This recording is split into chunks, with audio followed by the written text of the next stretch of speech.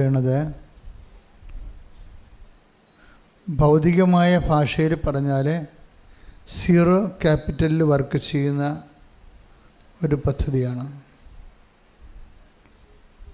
നമുക്കൊരു ബിസിനസ് ചെയ്യണമെങ്കിലും അതിന് ജോലി വേണമെങ്കിലും നമ്മുടെ കയ്യിൽ ഭൗതികമായ ആസ്തികളുണ്ടാകണം. ഉടമ്പടി പ്രകാരം നമ്മൾ ദൈവത്തിൻ്റെ ആസ്തികളിലെ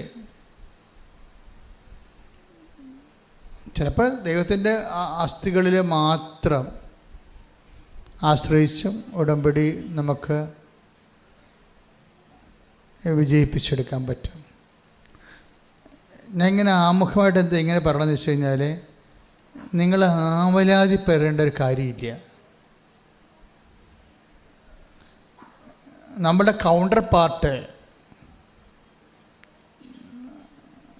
നമ്മൾ ഇൻറ്ററാക്ട് ചെയ്യുന്ന വ്യക്തി ദൈവമായതുകൊണ്ട് ദൈവത്തിൻ്റെ കപ്പാസിറ്റിയിലാണ് നമ്മൾ ഉടമ്പടി ആശ്രയിക്കുന്നത്. അപ്പോൾ ദൈവത്തിൻ്റെ കപ്പാസിറ്റിയിൽ നമ്മൾ ഡ്രോ ചെയ്യണമെന്നുണ്ടെങ്കിൽ നമുക്ക് വളരെ ട്രഡീഷണൽ ആയിട്ടുള്ള കുറച്ച് കാര്യങ്ങൾ ആണ് വേണ്ടത്. ട്രഡീഷണലായിട്ട് ദൈവമായിട്ട് ഇൻട്രാക്ട് ചെയ്യാനായിട്ടുള്ള കാര്യങ്ങളിലൊന്ന് വിശ്വസ്തതയാണ്. ദൈവം ഓർക്കുന്നത് വിശ്വസ്തതയാണ്. നിസ്സാര കാര്യമല്ല വിശ്വസ്തത എന്ന് പറയുന്നത്. ഇപ്പം പ്രവാചകന്മാരൊക്കെ പ്രാർത്ഥന പരിശോധിച്ചാൽ പ്രവാചകന്മാർ ദൈവത്തോട് പറയാൻ തന്നെ, എൻ്റെ പൂർവ്വകാലങ്ങളിലുള്ള അങ്ങയോടുള്ള വിശ്വസ്തത അങ്ങ് ഓർക്കണമേ. അത് വല്ലാത്ത പ്രാർത്ഥനയാണ്. ഒരു പ്രാർത്ഥന ദൈവം സ്വീകരിക്കണമെങ്കിൽ അതിൻ്റെ ബേസ്മെൻറ്റിൽ വിശ്വസ്തത, എൻ്റെ വിശ്വാസത്തെ ഓർക്കണമേ എന്നല്ല പ്രാർത്ഥിക്കണത്. നമുക്ക് വചനം എടുക്കാം. ശ്രുതികടെ ഹല്ലേലൂയ.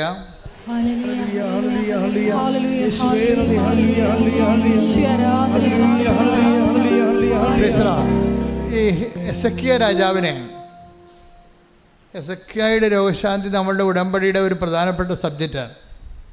നിങ്ങൾ ഉടമ്പടിയുടെ പഴയ പുസ്തകം ആണ് കയ്യിലിരിക്കണമെങ്കിൽ അതിലുണ്ട്.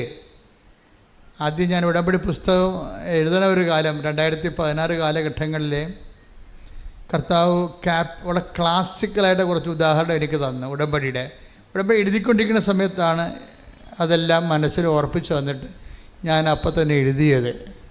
അപ്പം അതിനകത്ത് ഒന്ന് ഹെസക്കിയായുടെ രോഗശാന്തിയാണ്. എന്തുകൊണ്ട് നീ ഉപ്പ് ഉപയോഗിക്കുന്നു, എന്തുകൊണ്ട് നീ തൈലം ഉപയോഗിക്കുന്നു. ഇപ്പോൾ ഉപ്പിനെക്കുറിച്ചും തൈലത്തെക്കുറിച്ചൊക്കെ എഴുതിക്കൊണ്ടിരിക്കുകയാണ്. എനിക്കറിയത്തില്ല, എന്നോട് ഉപ്പിനെക്കുറിച്ച് പറഞ്ഞിട്ടുണ്ട്, തൈലത്തെക്കുറിച്ചൊക്കെ പറഞ്ഞുകൊണ്ടിരിക്കുന്നുണ്ട്. മനസ്സിൽ ആത്മാവ് ഇങ്ങനെ തെളിയിച്ചിട്ടുണ്ട്. പക്ഷേ എൻ്റെ മനസ്സിലേക്കാണ് ഇതൊക്കെ ഉപയോഗിക്കുമ്പോൾ എന്തുകൊണ്ട് എന്ന് ജനങ്ങൾ ചോദിച്ചാൽ ഞാൻ എന്ത് പറയും? ഞാൻ തിരിച്ചു ചോദിക്കും മനസ്സിൽ, കർത്താവ് ഉപ്പ് ഉപയോഗിച്ച് എന്തുകൊണ്ടാണെന്ന് ജനം ഉപയോഗിച്ച് ചോദിച്ചാൽ നമ്മൾ എന്ത് പറയും? തൈലം ഉപയോഗിക്കാൻ പറഞ്ഞിരിക്കണത് നമ്മൾ എന്തുകൊണ്ടാണ് തൈലം ഉപയോഗിക്കേണ്ടതെന്ന് ജനങ്ങൾ ഇങ്ങോട്ട് ചോദിച്ചാൽ, ജനങ്ങൾ എഡ്യൂക്കേറ്റഡാണ്. പകുതിയോളം ആൾക്കാർ ഇപ്പോൾ ഇവിടെ തന്നെ വരുന്നത് മെഡിക്കൽ ഫീൽഡിലുള്ളവരാണ്.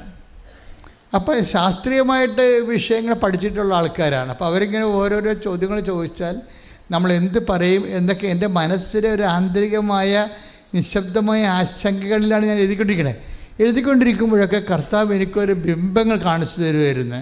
അതിലൊന്നാണ് എസക്കിയ കാണിച്ചു. എസക്കിയ രാജാവാണ് അദ്ദേഹം. പക്ഷെ അദ്ദേഹത്തിന് പെട്ടെന്ന് രോഗം വന്ന് അദ്ദേഹം കിടപ്പിലാകുമ്പോൾ ആമോസിൻ്റെ മകൻ ഏഷ്യ ദീർഘദർശി വന്നിട്ട് എസക്കിയ രാജാവിനോട് പറയും, നിൻ്റെ സമയം തീരാറായി, നീ ബാലൻസ് ഷീറ്റൊക്കെ പരിശോധിച്ചിട്ട് കുടുംബകാര്യങ്ങൾ സെറ്റ് ചെയ്യാൻ പറയും. കൊടുക്കാനുള്ളവർക്ക് കൊടുക്കാനും വാങ്ങിക്കാനുള്ളവർക്ക് വാങ്ങിക്കാനും ഒക്കെ കൊടുത്തിട്ട് അത് കറക്റ്റ് ചെയ്യാൻ പറയും. അപ്പോൾ ഹെസക്കിയ സങ്കടപ്പെട്ട് ഭിത്തിയിലേക്ക് തിരിഞ്ഞിട്ട് കണ്ണീരോടെ പ്രാർത്ഥിക്കും. കരീന് ദിവസങ്ങൾ എണ്ണിയിരിക്കുകയല്ലേ. അപ്പോൾ തൻ്റെ കാര്യസ്ഥതയും കണക്കും ഒക്കെ ഓഡിറ്റ് ചെയ്ത് കറക്റ്റ് ചെയ്യാൻ വേണ്ടി പറഞ്ഞിരിക്കുകയാണ്. പ്രവാചകന് അരുളപ്പാടുണ്ടാകുന്നതാണ്. അപ്പോൾ അദ്ദേഹം കണ്ണീർ വാർത്ത് ഭിത്തിയിലേക്ക് നോക്കി, കർത്താവേ എന്ന് പറഞ്ഞിട്ട് പുള്ളിക്ക് എന്ത് പറയണമെന്ന് അറിയത്തില്ല. കാര്യം ടൈം കഴിഞ്ഞല്ലോ. അപ്പോൾ അതുകൊണ്ട് എന്ത് പറഞ്ഞിട്ടാണ് കർത്താവിൻ്റെ മനസ്സൊന്ന് ഇളകി. പുള്ളിക്കൊരു 10 കൊല്ലം കൂടി കിട്ടിയാൽ കൊള്ളാവുന്നുണ്ട്. പക്ഷെ അതിന് എന്ത് പറഞ്ഞ് പ്രാർത്ഥിക്കും? അതാണ് അദ്ദേഹത്തിൻ്റെ പ്രശ്നം. 10 കൊല്ലം കൂടി കിട്ടിയാൽ കൊള്ളാവുന്നുണ്ട്, പക്ഷെ അതിന് എന്ത് പറഞ്ഞ് പ്രാർത്ഥിക്കാം? പക്ഷെ അദ്ദേഹം പ്രാർത്ഥിച്ച പ്രാർത്ഥന അതിലൊന്ന് ആദ്യത്തേത് യെശയ്യാ പ്രാർത്ഥിക്കുന്നത് 38:2 വായിച്ച് ശ്രുതികട. ഹല്ലേലൂയ. യെശയ്യാ 38:2. ഹെസക്കിയ ചുമരിൻ്റെ നേരെ തിരിഞ്ഞ് കർത്താവിനോട് പ്രാർത്ഥിച്ചു. കർത്താവേ, ഞാൻ വിശ്വസ്തയോടും പൂർണ്ണ ഹൃദയത്തോടും കൂടെ അങ്ങയുടെ മുൻപിൽ വ്യാപരിച്ചുവെന്നും അങ്ങേക്ക് പ്രീതികരമായത് എപ്പോഴും അനുവർത്തിച്ചുവെന്നും അങ്ങ് ഇപ്പോൾ അനുസ്മരിക്കണമേ. ഇത് അതായത് നമ്മളെക്കുറിച്ച്, ഇതാണ് നമ്മുടെ ആസ്തി എന്ന് പറയുന്നത്. നമ്മളെക്കുറിച്ച് അത്യാഹിത കഥ. ഇപ്പോൾ അദ്ദേഹത്തിന് ആയുസിൻ്റെ പ്രശ്നമാണ്, നമുക്ക് ജോലിയുടെ പ്രശ്നമാകാം, ചിലപ്പോൾ വീടിൻ്റെ പ്രശ്നമാകാം, ചിലപ്പോൾ വിവാഹത്തിൻ്റെ പ്രശ്നമാകാം, ഇപ്പം നമുക്ക് വേറെ പ്രശ്നങ്ങളാകാം. പക്ഷെ നമ്മൾ ദൈവതിരുസന്നിധിയിൽ ആസ്തികളെ ഡ്രോ ചെയ്യുന്നതിന് ആദ്യം പ്രാർത്ഥിക്കേണ്ട പ്രാർത്ഥനയുടെ ഒരു രൂപമാണിത്. എന്താണ് പറയണത്? 38:2 ഹെസക്കിയ ചുമരിൻ്റെ നേരെ തിരിഞ്ഞ് കർത്താവിനോട് പ്രാർത്ഥിച്ചു. എന്താ പ്രാർത്ഥിച്ചത്? കർത്താവേ, ഞാൻ വിശ്വസ്തയോടും. ഒന്നാമത്തെ കാര്യം എന്താണ്? വിശ്വസ്തത. രണ്ടാമത്തെ കാര്യം വിശ്വസ്തയോടും അതുപോലെ തന്നെ പൂർണ്ണ ഹൃദയത്തോടും കൂടെ. ഇത് രണ്ടും പ്രധാനപ്പെട്ട വിഷയമാണ്. ഉടമ്പടി പെട്ടെന്ന് കത്താനുള്ള നമ്മൾക്ക് ക്രമീകരിക്കാനുള്ള 2 കാര്യങ്ങളാണ്. ഒന്ന് വിശ്വസ്തത, രണ്ടാമത്തത് ഹൃദയത്തിൻ്റെ പൂർണ്ണത. നമ്മളൊരു ഹാഫ് മൈൻഡായിട്ട് ചില ആൾക്കാർ ചെയ്യും. അത് ചെയ്യുമ്പോൾ അറിയാൻ പറ്റും. ദൈവത്തിന് ഹാഫ് മൈൻഡായിട്ട് ചെയ്യണത് കായൻ്റെ ബലി പോലെ റിജക്റ്റ് ചെയ്യപ്പെടാൻ സാധ്യതയുണ്ട്. നിങ്ങൾ ഈ മാതപ്പിന് പിടിച്ച പോലെ 2 പത്രം ആർക്ക് കൊടുക്കാനാണ്, എപ്പോൾ കൊടുക്കും, ഏത് ആശുപത്രി പോകാനാണ്, അവർ വല്ലതും പറയുക, ഇങ്ങനെയൊക്കെ പിച്ചുമ്പയും പറഞ്ഞ് പ്രാന്തികളെപ്പോലെ പ്രേക്ഷിത പ്രവർത്തനം ചെയ്യത്തില്ലേ? ഹാഫ് മൈൻഡാണത്. അത് കായൻ്റെ ബലി പോലെ റിജക്റ്റഡ് ആവും. കാര്യം നിങ്ങളുടെ ഈ കാട്ടിക്കൂടൽ കൊണ്ട് ദൈവത്തിന് പ്രത്യേകിച്ച് കാര്യങ്ങളൊന്നുമില്ല. ദൈവം നോക്കണത് നിങ്ങൾ ഫിഡേലാണോ എന്ന് നോക്കും. ഈ ചെയ്യുന്ന ആളിനെ എന്ത് ചെയ്തു എന്നല്ല. നമ്മളെപ്പോഴും അച്ഛൻ നിങ്ങളോട് പറഞ്ഞിരിക്കുന്ന വിഷയമുണ്ട്. എന്താണ്? എന്ത് ചെയ്തു എന്നതിനേക്കാൾ ഉപരി എന്ത് സ്പിരിറ്റ് കൊണ്ട് ചെയ്തു എന്നാണ്. അത് എപ്പോഴും ദൈവത്തിൻ്റെ തിരുസേന വരുമ്പോൾ നമ്മൾ എന്ത് ചെയ്തു എന്നല്ല പ്രശ്നം. അത് ചെയ്തപ്പോൾ വാട്ട് സ്പിരിറ്റ് ലീഡ്സ് യു. കർത്താവും വന്നപ്പോൾ ചോദിച്ച ചോദ്യം അതാണ്. അങ്ങനെ ചെയ്തപ്പോൾ എന്തരൂപിയാണ് നിങ്ങളെ നയിച്ചത്? അത് ഭയങ്കര സീരിയസ് വിഷയമാണ്. എന്തരൂപിയാണ് നിങ്ങളെ ഓരോ കാര്യങ്ങൾ ചെയ്യാൻ പ്രേക്ഷിത പ്രവർത്തനം ചെയ്യുമ്പോൾ എന്തരൂപിയാണ് നിങ്ങളെ നയിച്ചത് എന്ന് വെച്ച് കഴിഞ്ഞാൽ ദൈവസ്നേഹം കൊണ്ട് നമുക്ക് ചെയ്യാൻ പറ്റും, ദൈവത്തോടുള്ള കടുത്ത സ്നേഹം കൊണ്ട് ചെയ്യാൻ പറ്റും. വല്ലപാടും ചെയ്ത് ഒപ്പിച്ചിട്ട് വിസ പ്രോസസ്സിങ് ത്വരിതപ്പെടുത്തി ചെയ്യാൻ പറ്റും, ത്വരിതപ്പെടുത്താൻ വേണ്ടി ചെയ്യാം. എന്ത് മണ്ണാങ്കട്ടയാലും ശരി മാങ്ങാത്തൊരിയാലും ചെയ്ത് തുരച്ചേക്കാമെന്ന് പറഞ്ഞുകൊണ്ട് 5 കെട്ട് പത്രത്തിന് 50 കെട്ട് പത്രം മേടിച്ച് കൊടുത്ത് കൊണ്ടേ ഒപ്പിക്കും. ചിലപ്പോൾ നിങ്ങളെ 50 കെട്ട് പത്രമായിരിക്കും മേടിച്ച് കൊടുക്കണത്. എന്താ ഉദ്ദേശിക്കണത്? ദൈവത്തിന് എന്നാ പ്രസാദമാണോ ഉണ്ടാകാൻ പോണത്, എന്തെങ്കിലും ചെയ്തായാലും ശരി നമ്മുടെ കാര്യം വസ്തു വിറ്റ് കിട്ടിയാൽ മതി എന്ന്. അതാണ് വാട്ട് സ്പിരിറ്റ് ലീഡ്സ് യു. അവിടെ പ്രോബ്ലം ഇതാണ്.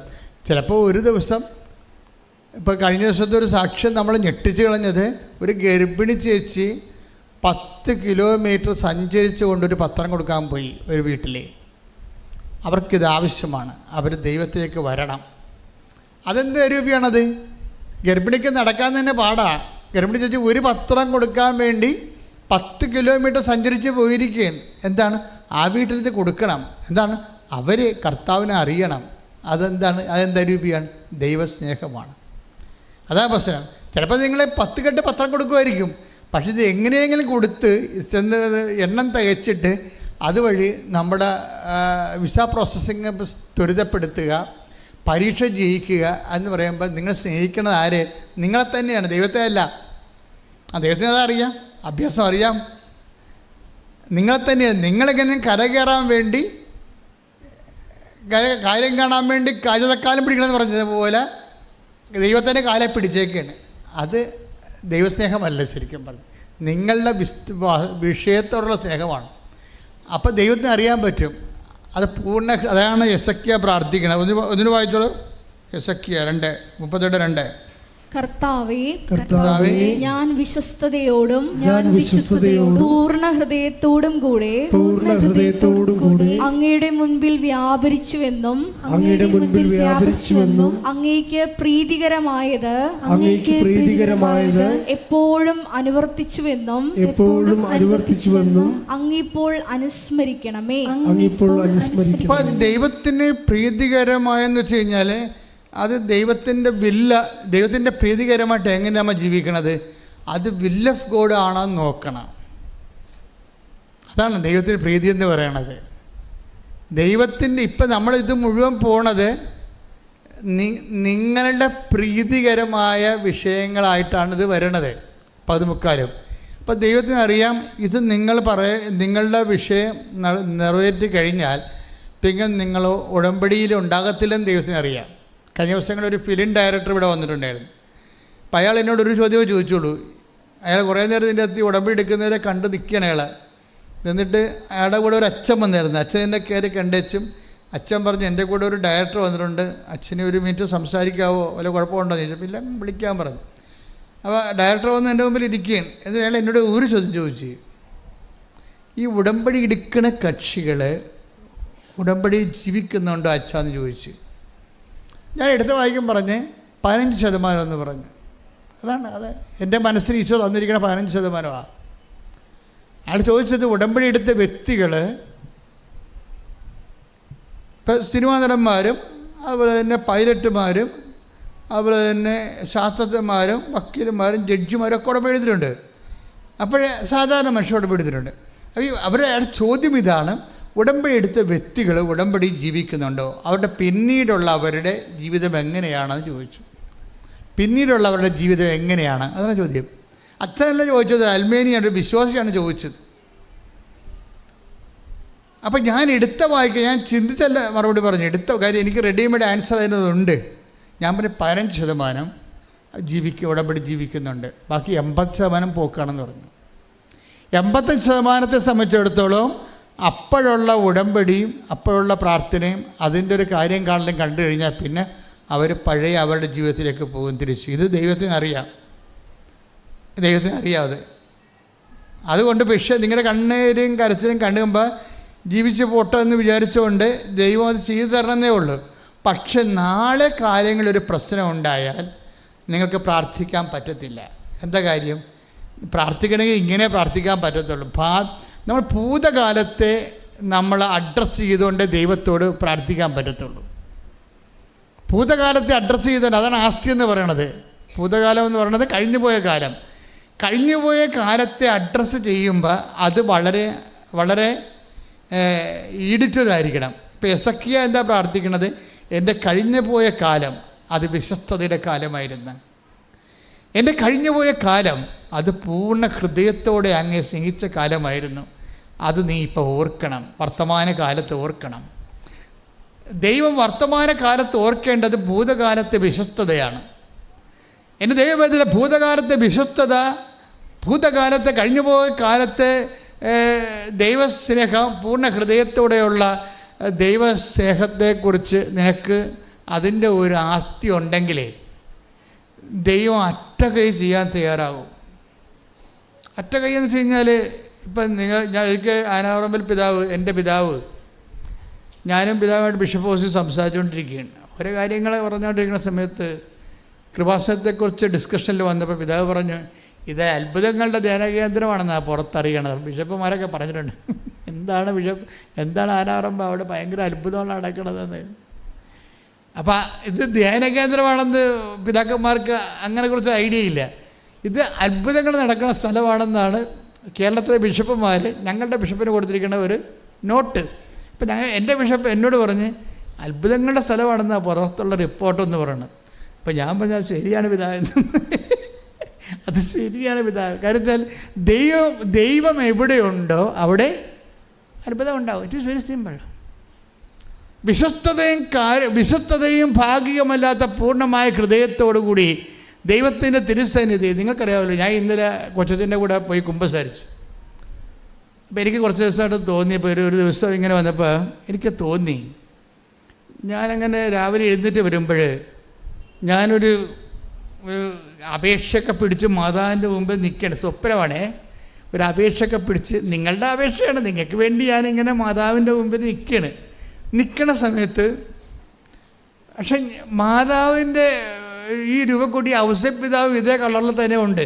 അത് ഞാൻ നേരത്തെ കണ്ടിട്ടുണ്ട്, ഞാൻ അല്ലാതെ തന്നെ പകൽ കണ്ടിട്ടുണ്ടത്. പക്ഷെ സ്വപ്നത്തിൽ വീണ്ടും വന്നു. ഔസേപ്പിതാവും മാതാവും കണ്ണടച്ച് എൻ്റെ അപേക്ഷ ഗൗനിക്കാതെ ഇങ്ങനെ ഉറങ്ങിക്കൊണ്ട് നിൽക്കണം. അപ്പോൾ രാവിലെ എഴുന്നേറ്റപ്പോൾ ഞാൻ ഡെസ്പായി. അപ്പോൾ എന്തോ കുഴപ്പമുണ്ടല്ലോ എന്ന് വിചാരിച്ചു. അപ്പോൾ ഇനി ജനങ്ങളുടെ കുഴപ്പമാണെങ്കിൽ ഞങ്ങൾക്കത് ഇവിടെ പ്രാർത്ഥിച്ച് തീർക്കാൻ പറ്റും. മധ്യസ്ഥ പ്രാർത്ഥന സ്ട്രോങ് ആക്കാൻ കഴിഞ്ഞാൽ എക്സിക്യൂട്ടീവ് വിളിച്ചു കൂട്ടി ഉടനെ മധ്യസ്ഥ പ്രാർത്ഥന സ്ട്രോങ് ആക്കാൻ പറഞ്ഞു. പിന്നെ ഞാൻ ഓർത്ത് ഇനി എൻ്റെ കുഴപ്പമല്ലോ ആണെന്ന് വെച്ചാൽ ഞാൻ ഉടനെ കുറച്ച് ദിവസമായി കുമ്പസാരിച്ചിട്ട് ഞാൻ പോയി കുമ്പസാരിക്കാതെ മതി കുമ്പസാരിച്ചു. അപ്പോൾ എന്താ പ്രശ്നം വെച്ച് കഴിഞ്ഞാൽ, പണ്ട് ഞാൻ അതായത് 460 രൂപയ്ക്ക് ഓട്ടോറിക്ഷയ്ക്ക് പോയി കുമ്പസാരിച്ചിട്ടുണ്ട്.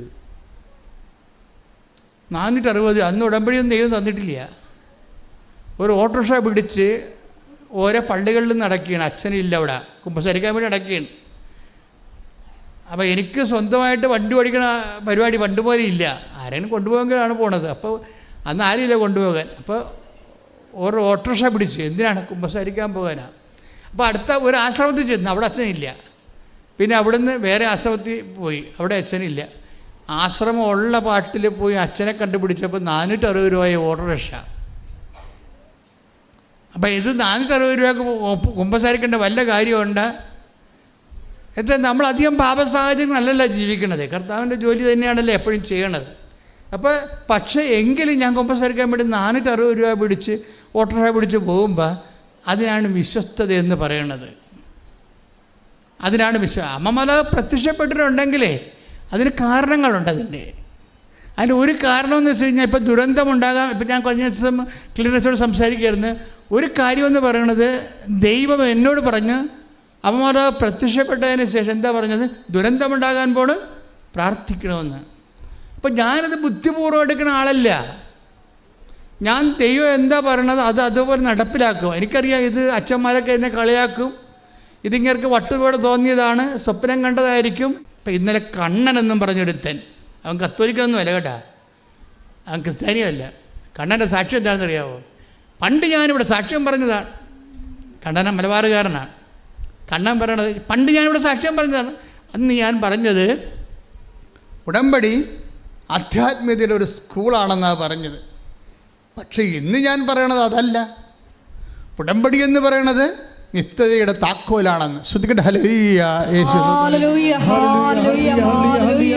യേശുവേ, നിത്യജീവനിലേക്ക് ഞങ്ങളെ നയിക്കുന്ന ഉടമ്പടി എന്ന വലിയ പദ്ധതിക്ക് നന്ദി പറയുന്നു. സ്വർഗ്ഗീയ പിതാവിന്റെ സ്നേഹത്തിന് നന്ദി പറയുന്നു. ഹല്ലേലൂയ, മഹത്വം, മഹത്വം.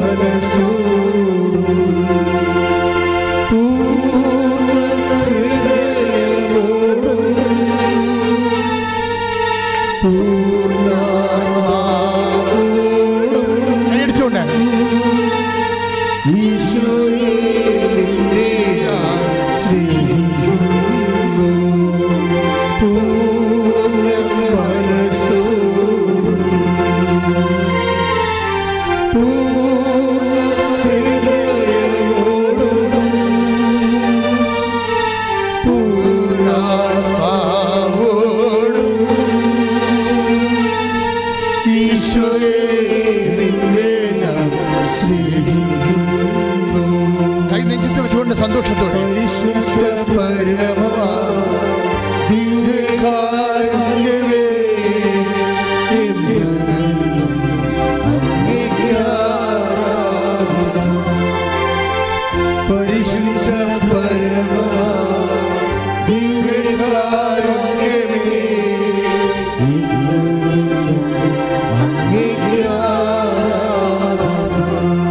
പരിശുദ്ധ പരമ ദിവ്യകാരുണ്യത്തിന്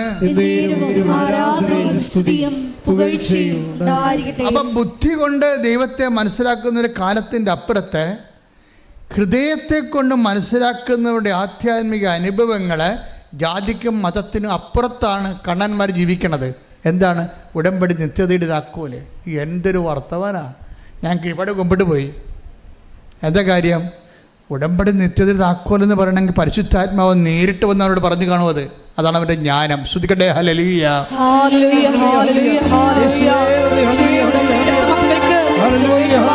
പുസ്തകത്തിൽ പറയുന്നത് പോലെ ആത്മാവിന്റെ വലിയ വെളിപ്പെടുത്തലുകൾ നൽകുന്നതിന് നന്ദി പറയുന്നു. ഹല്ലേലൂയ. ഹല്ലേലൂയ.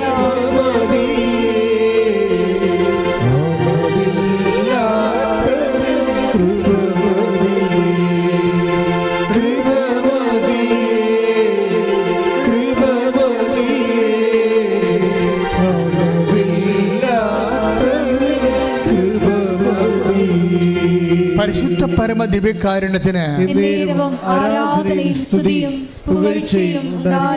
എൻ്റെ മക്കളെ, അച്ഛൻ പറഞ്ഞു വരണത് എന്താണെന്ന് അറിയാമോ? ഇതിന് ആസ്തി ഭദ്രതയെക്കുറിച്ചാണ് പറയണത്. അത് നിങ്ങൾക്ക് അതായത് ദൈവസ്നേഹ, ദൈവത്തോടുള്ള ആർദ്രമായ, ദൈവത്തിന് വേണ്ടി ജീവിക്കണം. ദൈവത്തിന് വേണ്ടി ജീവിക്കണം. അപ്പം ദൈവത്തിന് വേണ്ടി ജീവിക്കണമെന്ന് തോന്നുകയാണെങ്കിൽ ദൈവത്തിനോട് അത്രയും ഒരു സ്നേഹം ഉണ്ടാകണം. എൻ്റെ മക്കളെ, നിങ്ങളെ തിരികെത്തിക്കത്തില്ല. പച്ചത്തിരി നിരക്കത്തിരിയും കത്തിക്കുമ്പോൾ എൻ്റെ വീട്, എൻ്റെ വിവാഹം, എൻ്റെ മക്കൾ അല്ലോ. എൻ്റെ ദൈവമേ, നിൻ്റെ രാജ്യം വരണമേ, നിൻ്റെ തിരുമന സ്വർഗത്തിലെ പോലെ ഭൂമിയിലുമാകണമേ, നിനക്ക് വേണ്ടി ജീവിക്കാൻ സ്വർഗത്തിന്റെ ഉപകരണമാക്കണമേ. ശ്രദ്ധിക്കട്ടെ. ഹല്ലേലൂയ. ഹല്ലേലൂയ. ഹല്ലേലൂയ. മരിയനോട് അമ്പടിയെടുത്ത് പ്രാർത്ഥിക്കുന്ന എല്ലാവരെയും ദൈവരാജ്യത്തിന്റെ പോരാളികളാക്കി മാറ്റണമേ. ഹല്ലേലൂയ. മഹത്വം, മഹത്വം, ആരാധന, ആരാധന. ഹല്ലേലൂയ. ആരാധന. ഹല്ലേലൂയ. മഹത്വം, മഹത്വം.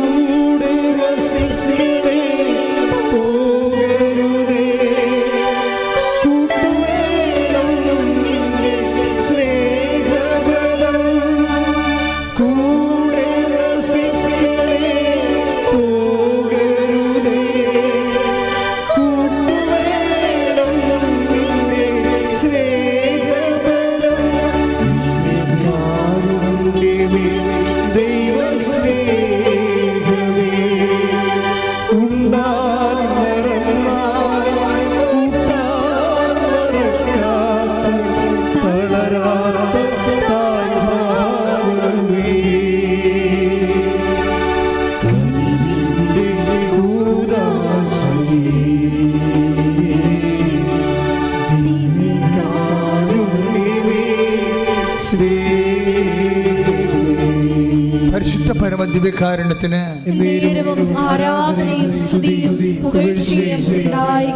ഇപ്പൊ കുഞ്ഞുങ്ങളെ എടുക്കാനൊക്കെ ഒരു മരിങ്ങെന്ന് പറയത്തില്ലേ? മരിങ്ങെന്നൊക്കെയാണ് ആലപ്പുഴ ഭാഷ. ഇപ്പം നമ്മൾ ഈ കുഞ്ഞു പെട്ടികളൊക്കെ ഒരു ജ്ഞാനസ്ഥാന പ്രായമാകണ സമയത്തൊക്കെ സാധാരണ അമ്മമാർ കുഞ്ഞുങ്ങളെ കൈമാറി കൊടുക്കത്തില്ലല്ലോ. ആശുപത്രിയിൽ നിന്നൊക്കെ പെറ്റ് വന്നുവെച്ചും കുഞ്ഞുങ്ങളെ അടുത്ത് അവിടെ പോയി ഇരിക്കും, തൊടിക്കത്തൊന്നുമില്ല. കാര്യം കൊച്ചു പിള്ളേരായാലും നമ്മുടെ ആൻറ്റിമാരായാലും കുഞ്ഞുങ്ങളെ വന്ന് എടുക്കുന്നതിൻ്റെ കൈ ഈ ഒരു മരിങ്ങുണ്ട്, അതല്പം തെറ്റിപ്പോയാൽ കുഞ്ഞിന് നീർക്കെട്ടലുണ്ടാവും. അതുകൊണ്ട് അമ്മമാർ തന്നെ എടുക്കണം. അതുകൊണ്ട് അമ്മമാരല്ല, കൈമാറി എടുത്താൽ കൊച്ചുക്ക് നിലവിളിക്കുകയും ചെയ്യും ഉടനെ. അത് എഴുതണ പേന പോലൊരു തായമുണ്ട്, അതിന് എടുക്കുന്നതിൻ്റെ തായമുണ്ട്. ഇതുപോലെ ദൈവസ്നേഹത്തിനൊരു തായമുണ്ട്. ഞാൻ നിങ്ങൾക്ക് മനസ്സിലാകുന്ന ഭാഷ സംസാരിച്ച ദൈവസ്നേഹത്തിനൊരു തായമുണ്ട്.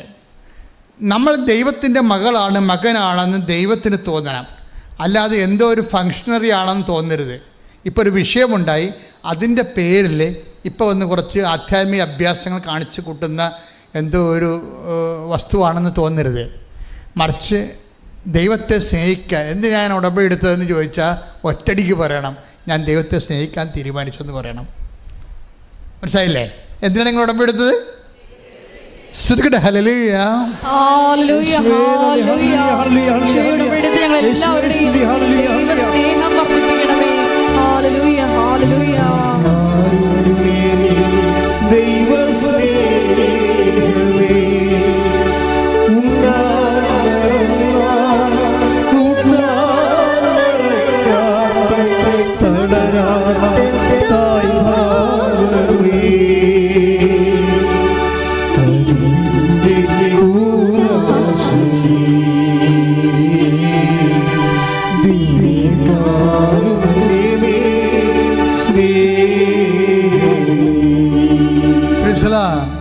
കഴിഞ്ഞ ദിവസങ്ങളിലൊരു സാക്ഷ്യം ഉണ്ടായിരുന്നു. ഞാൻ ഇട്ടിട്ടുണ്ടത്, യൂട്യൂബിലുണ്ട്. അവരുടെ പേര് അതായത് സിമി തൃപ്പൂണിത്തറ. സിമിയുടെ സാക്ഷ്യവും നമുക്ക് കേട്ടാൽ നമുക്ക് ത്രില്ലടിക്കും. എന്ന് വെച്ച് കഴിഞ്ഞാൽ ഒരു സിമിയുടെ വിഷയമെന്ന് പറഞ്ഞാൽ ആദ്യം പറഞ്ഞുതരാം. അയാൾ കല്യാണം കഴിച്ചു കഴിഞ്ഞിട്ട് പിന്നെ നമ്മുടെ ഈ ഫെലോപ്പിയൻ ട്യൂബ് അല്ല ഈ നമ്മളുടെ ഗർഭനാളിയില്ലേ, അതിന് ക്യാൻസറാണ്. അപ്പോൾ ഒരു ക്യാൻസർ വന്ന് അതിൻ്റെ ഗർഭനാളി ഒരെണ്ണം എടുത്ത് കളഞ്ഞ്. അപ്പോൾ എന്നിട്ട് അവൾക്ക് നല്ല ധൈര്യമാണ്, കുഴപ്പമൊന്നുമില്ല, അത്യാവശ്യം പ്രാർത്ഥനയൊക്കെ ഉള്ള ആളാണ്. പക്ഷെ അതിനേക്കാൾ ഉപരി ശാസ്ത്രത്തിൽ വിശ്വാസമുണ്ട് എന്നാണ് അവൾ പറഞ്ഞത്. ഞാൻ പ്രാർത്ഥനയൊക്കെ ഉള്ള ആളാണ്, പക്ഷെ എന്നാലും എനിക്ക് ഒരു അണ്ടനാളി എടുത്ത് കളഞ്ഞിട്ടും എനിക്ക് മരുന്നുണ്ടല്ലോ, ഡോക്ടറുണ്ടല്ലോ, ശാസ്ത്രമുണ്ടല്ലോ, സയൻസ് ഉണ്ടല്ലോ എന്നൊക്കെ പറഞ്ഞ് ഞാൻ വിശ്വസിച്ച് ഞാനങ്ങനെ ധൈര്യപ്പെട്ടിരുന്നു. ഇപ്പം കുറച്ച് കഴിഞ്ഞപ്പോൾ ഒരു 6 മാസം കഴിഞ്ഞപ്പോൾ ചികിത്സ പോകുന്നുണ്ട്. പക്ഷേ പിന്നീട് ചെക്ക് ചെയ്തപ്പോൾ വീണ്ടും സെക്കൻഡ് സ്റ്റേജ് ക്യാൻസർ വന്നു. അപ്പോൾ ഡോക്ടർ പറഞ്ഞ് കീമോ സ്റ്റാർട്ട് ചെയ്യാമെന്ന് പറഞ്ഞു. അപ്പോൾ ഞാൻ പറഞ്ഞു സയൻസ് ഉണ്ടല്ലോ, ഡോക്ടറുണ്ടല്ലോ, ശാസ്ത്രമുണ്ടല്ലോ, എനിക്കത് പ്രശ്നമൊന്നുമില്ല, കീമോ എടുത്തിട്ട് ഒത്തിരി പേര് രക്ഷപ്പെടുന്നുണ്ടല്ലോ, പിന്നെ എന്താ പ്രോബ്ലം. ഞാനങ്ങനെ മൈൻഡ് ചെയ്തില്ല. ഞാൻ വളരെ ക്ലിയറായിട്ട് പോയി. അങ്ങനെ ഒരു മാസം കഴിഞ്ഞ് ഒരു കൊല്ലം കഴിഞ്ഞപ്പോൾ അപ്പോൾ ഞാൻ ഓക്കെ ആയിട്ട് ജോലിയൊക്കെ ചെയ്യുന്നുണ്ട്.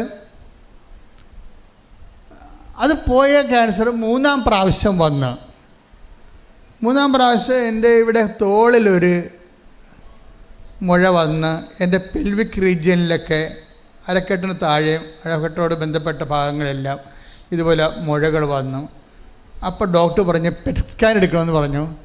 അപ്പോൾ പെറ്റ് സ്കാൻ എടുത്തു. അപ്പോൾ കുറച്ച് വ്യാപിച്ചിട്ടുണ്ട് എന്ന് പറയുമ്പോൾ അപ്പോൾ ഡോക്ടർ പറഞ്ഞു നമുക്ക് നോക്കാം എന്ന് പറഞ്ഞു. അപ്പോഴെൻ്റെ ചങ്ക് പതറിപ്പോയി. ഇത്രയും നാൾ ഡോക്ടർ കുഴപ്പമില്ല എന്ന് പറഞ്ഞതെന്ന് വെച്ചാൽ ഇപ്പം പറഞ്ഞത് എന്താണ്, നമുക്ക് നോക്കാം. അപ്പം ഞാൻ വിശ്വസിച്ച സയൻസിനെ എവിടെയോ അടി പതറുന്നുണ്ട്. ആ പതർച്ച തിരിച്ചടിച്ചു ഇവൾക്ക്.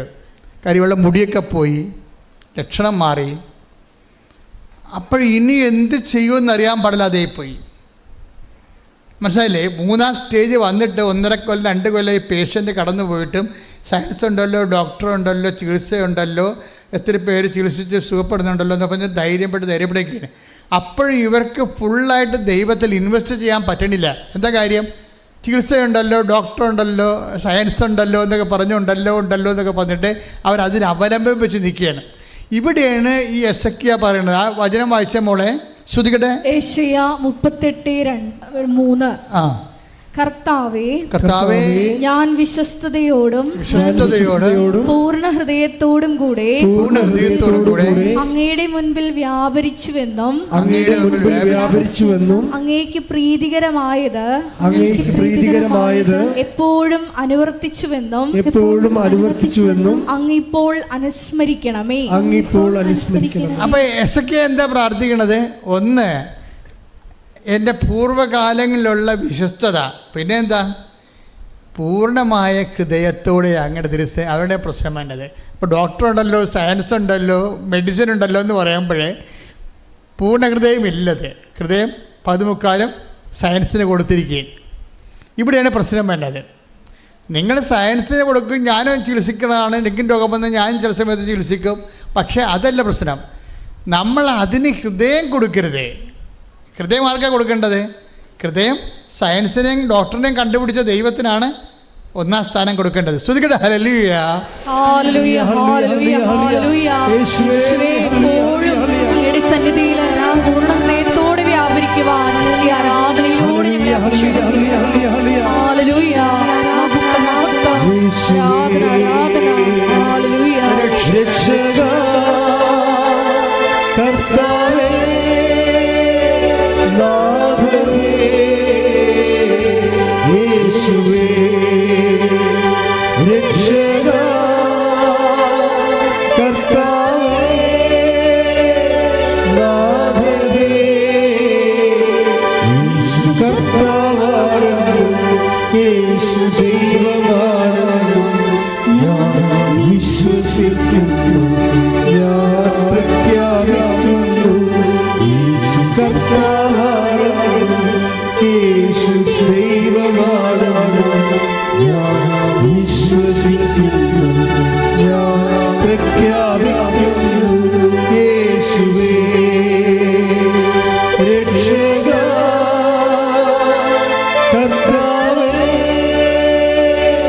നാഥനേ, യേശുവേ, രക്ഷക കർത്താവേ, നാഥനേ. പരിശുദ്ധ പരമ ദിവ്യകാരുണ്യത്തിന് എന്നേരവും ആരാധനയും സ്തുതിയും പുകഴ്ചയും ഉണ്ടായിരിക്കട്ടെ. ഇടത് കൈയും വലത് കൈയും പോലെ തന്നെ പ്രാർത്ഥനയുടെ രണ്ട് കൈകളാണ്. എന്ത്? വിശ്വസ്തതയും പൂർണ്ണഹൃദയവും. പൂർണ്ണഹൃദയം എന്ന് പറയുമ്പോൾ ഇപ്പോൾ ഈ ചേച്ചി എന്നാ പറയണത്? എനിക്ക് ഡോക്ടർ ഉണ്ടല്ലോ, മരുന്നുണ്ടല്ലോ, സയൻസ് ഉണ്ടല്ലോ എന്നല്ല. അതാണ്. അപ്പോൾ ഹൃദയം പകുതിയോളം മരുന്നിലാണ് ആശ്രയിക്കുന്നത്. പിന്നെ മേമ്പൊടിക്ക് പ്രാർത്ഥനയും. അവിടെ വിഷയം തന്നെ. നിങ്ങളുടെ വിഷയത്തിൽ വെറുതെ വരുകയും നിങ്ങളെന്താ പറയണമെന്ന് വെച്ച് കഴിഞ്ഞാൽ നമുക്ക് കുഴപ്പമില്ല, വീട് വെക്കാം, ലൈഫിൻ്റെ കാശ് കിട്ടിയല്ല 4 ലക്ഷം, ബാക്കി നമുക്ക് ഇന്നാളെ ഇത്ര രൂപ തരാനുണ്ടല്ലോ അത്, പിന്നെ വീട്ടിൽ പൊന്നുണ്ടല്ലോ അത്, ഇങ്ങനെ കുറേ ആശ്രയം വെക്കും. നിങ്ങളെ ആശ്രയം വെക്കുമ്പോൾ സ്വാഭാവികമായി പ്രാർത്ഥനയുടെ ബലക്ഷയം ഉണ്ടാകും. പ്രാർത്ഥനയുടെ ബലക്ഷയാണ്. കാര്യം ദൈവത്തിൽ ആശ്രയിക്കുമ്പോൾ എപ്പോഴും നമ്മൾ ശ്രദ്ധിക്കേണ്ടതാണ്. ഫുള്ളായിട്ടുള്ള കർത്താവ് ഇന്ന കാര്യങ്ങളൊക്കെ ഉണ്ട്, അതൊന്നും ഞാൻ കാര്യമാക്കുന്നില്ല. ഞാൻ കാര്യമാക്കുന്നത് ബേസിക്കായിട്ട് നീ എൻ്റെ കൂടെ ഉണ്ട് എന്നുള്ളതിനാണ്. കൈയടിച്ച് കർത്താവ് ഹല്ലേലൂയ, ഹല്ലേലൂയ, ഹല്ലേലൂയ. ആരാധന, ഹല്ലേലൂയ, ഹല്ലേലൂയ. സ്തുതി മാത്രമാണെന്ന് പ്രഖ്യാപിക്കുന്നു, ഏറ്റുപറയുന്നു.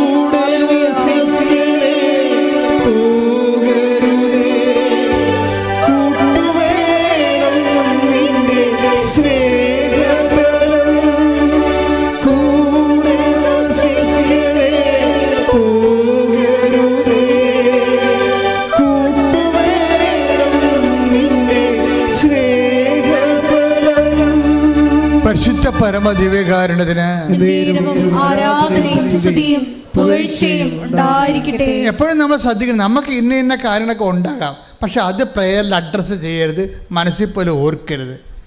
ദൈവം മാത്രമേ നമുക്കുള്ളൂ എന്ന് ഓർക്കണം. അതായത് കർത്താവിൻ്റെ കാലത്ത് ഞങ്ങൾ എബ്രാഹത്തിൻ്റെ സന്തതികളാണ്, ഞങ്ങൾക്ക് പിതാവായി എബ്രാഹം ഉണ്ട് എന്ന് ഇവർ വിചാരിച്ചിരുന്നു. ഇപ്പം കർത്താവ് പറഞ്ഞ് അങ്ങനെ എബ്രാഹം ഉണ്ട്, യാക്കോബുണ്ട്, ഇസഹാക്കുണ്ട് എന്നൊന്നും പറയരുത്. കാര്യം ദൈവത്തിനെ അതൊരു സബ്സ്റ്റിറ്റ്യൂട്ടായി പോകും. കാരണം ഈ കല്ലിൽ നിന്ന് വേണമെങ്കിൽ ദൈവത്തിന് എബ്രാഹത്തെ സന്തതികൾ ജനിപ്പിക്കാൻ കഴിയും. അപ്പം മനസ്സിലായില്ലേ ദൈവത്തിൻ്റെ? ഞങ്ങൾക്ക് പിതാവായി എബ്രാഹം ഉണ്ട്.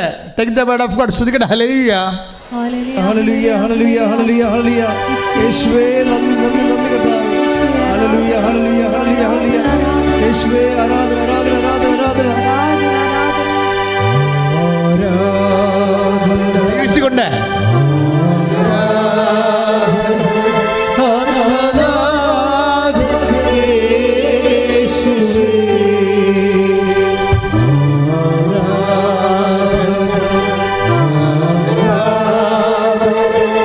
സ്നേഹരാ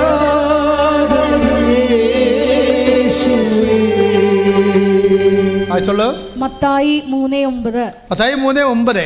ഞങ്ങൾക്ക് പിതാവായി അബ്രഹാം ഉണ്ട് എന്ന് പറഞ്ഞ് അഭിമാനിക്കേണ്ട. ശരി, ഇതാണ് പ്രശ്നം. അഭിമാനങ്ങളിലായിരിക്കും ടോർപ്പട വീഴാൻ പോണത്. നമുക്ക് ഇന്ന സംഭവം ഉണ്ട് എന്നും പറഞ്ഞ് അഭിമാനിക്കരുത്. FD ഉണ്ട്, പറമ്പുണ്ട്, പൊന്നുണ്ട്, ആങ്ങള അമേരിക്കയിലുണ്ട്, ബ്രിട്ടനിലുണ്ട് എന്നൊക്കെ പറഞ്ഞ്, ഇതാണ് പ്രശ്നം. ഉണ്ട് എന്ന് പറയരുത്. ആധ്യാത്മികമായി വരുമ്പോൾ ഈ ഉണ്ടെന്ന് പറയുമ്പോൾ അത് നേരെ ദൈവത്തിന് സബ്സ്റ്റിറ്റ്യൂട്ടായിട്ടാണ് വരണത്. ഞങ്ങൾക്ക് ഈശോ ഉണ്ടെന്ന് പറഞ്ഞാൽ മതി, മനസ്സിലായില്ലേ? അല്ലാതെ എൻ്റെ അനിയത്തി ലണ്ടനിലുണ്ട്, മറ്റേ ആൾ ഓസ്ട്രേലിയയിലുണ്ട്. അപ്പോൾ എന്താണ് പറഞ്ഞിരിക്കുന്നത്? ഞങ്ങൾക്ക് പിതാവായി എബ്രാഹാം ഉണ്ട് എന്ന് നിങ്ങൾ പറയരുത്. പറഞ്ഞോളൂ. ഈ കല്ലുകളിൽ ദൈവമേ, എന്തൊരു പറച്ചിലാണ് കേട്ടെ.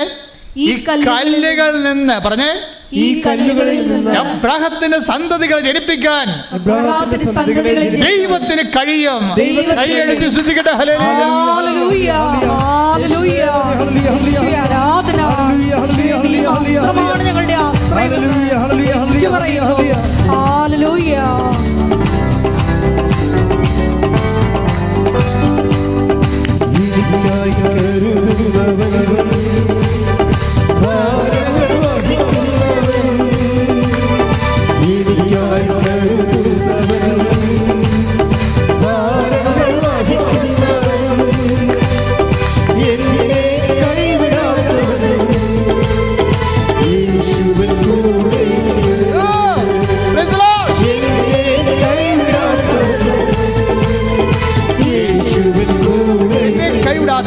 എന്നെ കൈവിടാത്തവൻ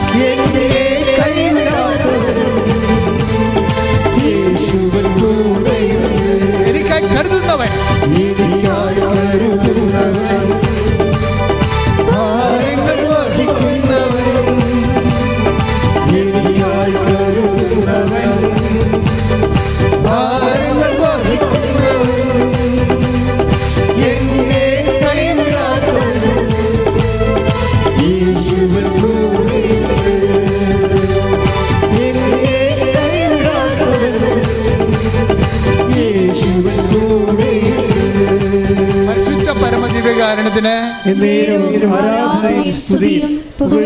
അപ്പൊ എന്നെ കൈവിടാത്തവൻ യേശു കൂടെ ഉണ്ടെന്ന് പറയുമ്പോഴേ നമുക്ക് ബോധമില്ലെങ്കിലും കൂടെ ഉണ്ടാവും. പല ആൾക്കാരും നമ്മുടെ കൂടെ ഉള്ളത് നമുക്ക് ബോധമുള്ളപ്പോഴേ ഉണ്ടാകത്തുള്ളൂ. വന്ന് നോക്കും, നമുക്ക് കണ്ണ് ബോധം ഉണ്ടോ ഇല്ലെന്ന് നോക്കും. ബോധം ഇല്ലെങ്കിൽ അവർ സ്കൂട്ടാവും. നമ്മളറിയത്തില്ലല്ലോ, നമ്മൾ വന്നതും അറിയത്തില്ല. ആശുപത്രിയിലൊക്കെ ചെല്ലുമ്പോഴേ ബോധമില്ലെങ്കിലേ നമുക്കൊരു ചെറിയ ഇച്ഛാഭംഗമാണ്. ഞാൻ ഇത്രയും കഷ്ടപ്പെട്ട് വണ്ടിയും പിടിച്ച് വന്നിട്ട് ഈ സാധനത്തിന് ബോധമില്ലല്ലോ, ഞാൻ വന്നത് പോലും അറിയത്തില്ലല്ലോ. ബോധം വരുമ്പോൾ പറഞ്ഞേക്കണേ ഞാൻ വന്നെന്ന് ഇല്ലേ? അടുത്ത് നിൽക്കണേ ബൈസാനോട് പറയവേ, ഇച്ചായനെ ബോധം വരുമ്പോൾ പറഞ്ഞേക്കണേ ഞാൻ വന്നെന്ന് പറഞ്ഞേക്കണേ. ഇപ്പം ഞാൻ വരണമെന്ന് വന്നു എന്നുള്ളതിന് ഇയാൾക്ക് എന്താ വേണ്ടത്? ബോധം വേണം. ബോധമില്ലെങ്കിൽ നമ്മൾ വണ്ടി സ്കൂട്ടാവും, നമ്മളുണ്ടാകത്തില്ല. മനുഷ്യന്മാരുടെ എല്ലാ ബന്ധുവും അങ്ങനെയാണ്. പക്ഷെ നിൻ്റെ ദൈവം നിനക്ക് ബോധമില്ലെങ്കിലും നിന്റെ കൂടെ ഉണ്ടാവും. കൈയടിച്ചു ഹല്ലേലൂയ. എനിക്കായി കരുതുന്നവൻ. എല്ലാ ജീവിത അവസ്ഥകളിലും കൂടെ നിൽക്കുന്ന അവിടുത്തെ സാന്നിധ്യത്തിന് നന്ദി പറയുന്നു.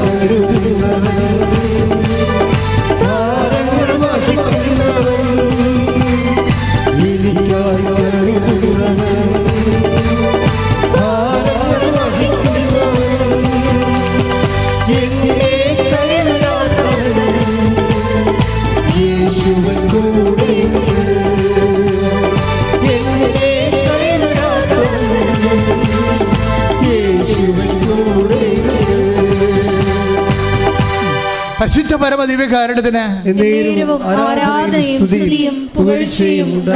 നമുക്ക് ബോധമില്ലെങ്കിലും നമ്മുടെ ദൈവം നമ്മുടെ കൂടെ ഉണ്ടാകും. കഴിഞ്ഞ ദിവസങ്ങൾ ഇങ്ങനൊരു സാക്ഷ്യം ഉണ്ടായി. അത് മെജോ എന്ന് പറയും, നല്ല സാക്ഷ്യമാണ്. മെജോ ഒരു വീട് വാങ്ങിക്കാൻ വേണ്ടി ബോംബെ പോയി. അപ്പോൾ 2ാം നിലയിൽ നിന്ന് മെജോ ആ വീട് കണ്ടുകൊണ്ടിരിക്കുന്ന സമയത്ത് തലചുറ്റി 2ാം നിലയിൽ നിന്ന് ആൾ താഴെ പോയി. താഴെ വീണിട്ട്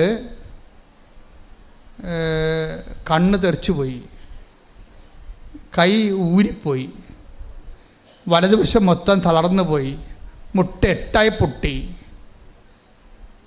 കാലും കൈയുമൊക്കെ ഒടിഞ്ഞ് തല കുടുങ്ങി ഒരു ചോരക്കട്ടയായിട്ട് ആശുപത്രി ചെല്ലുമ്പോൾ ശവമാണെന്നും പറഞ്ഞുകൊണ്ട് അവർ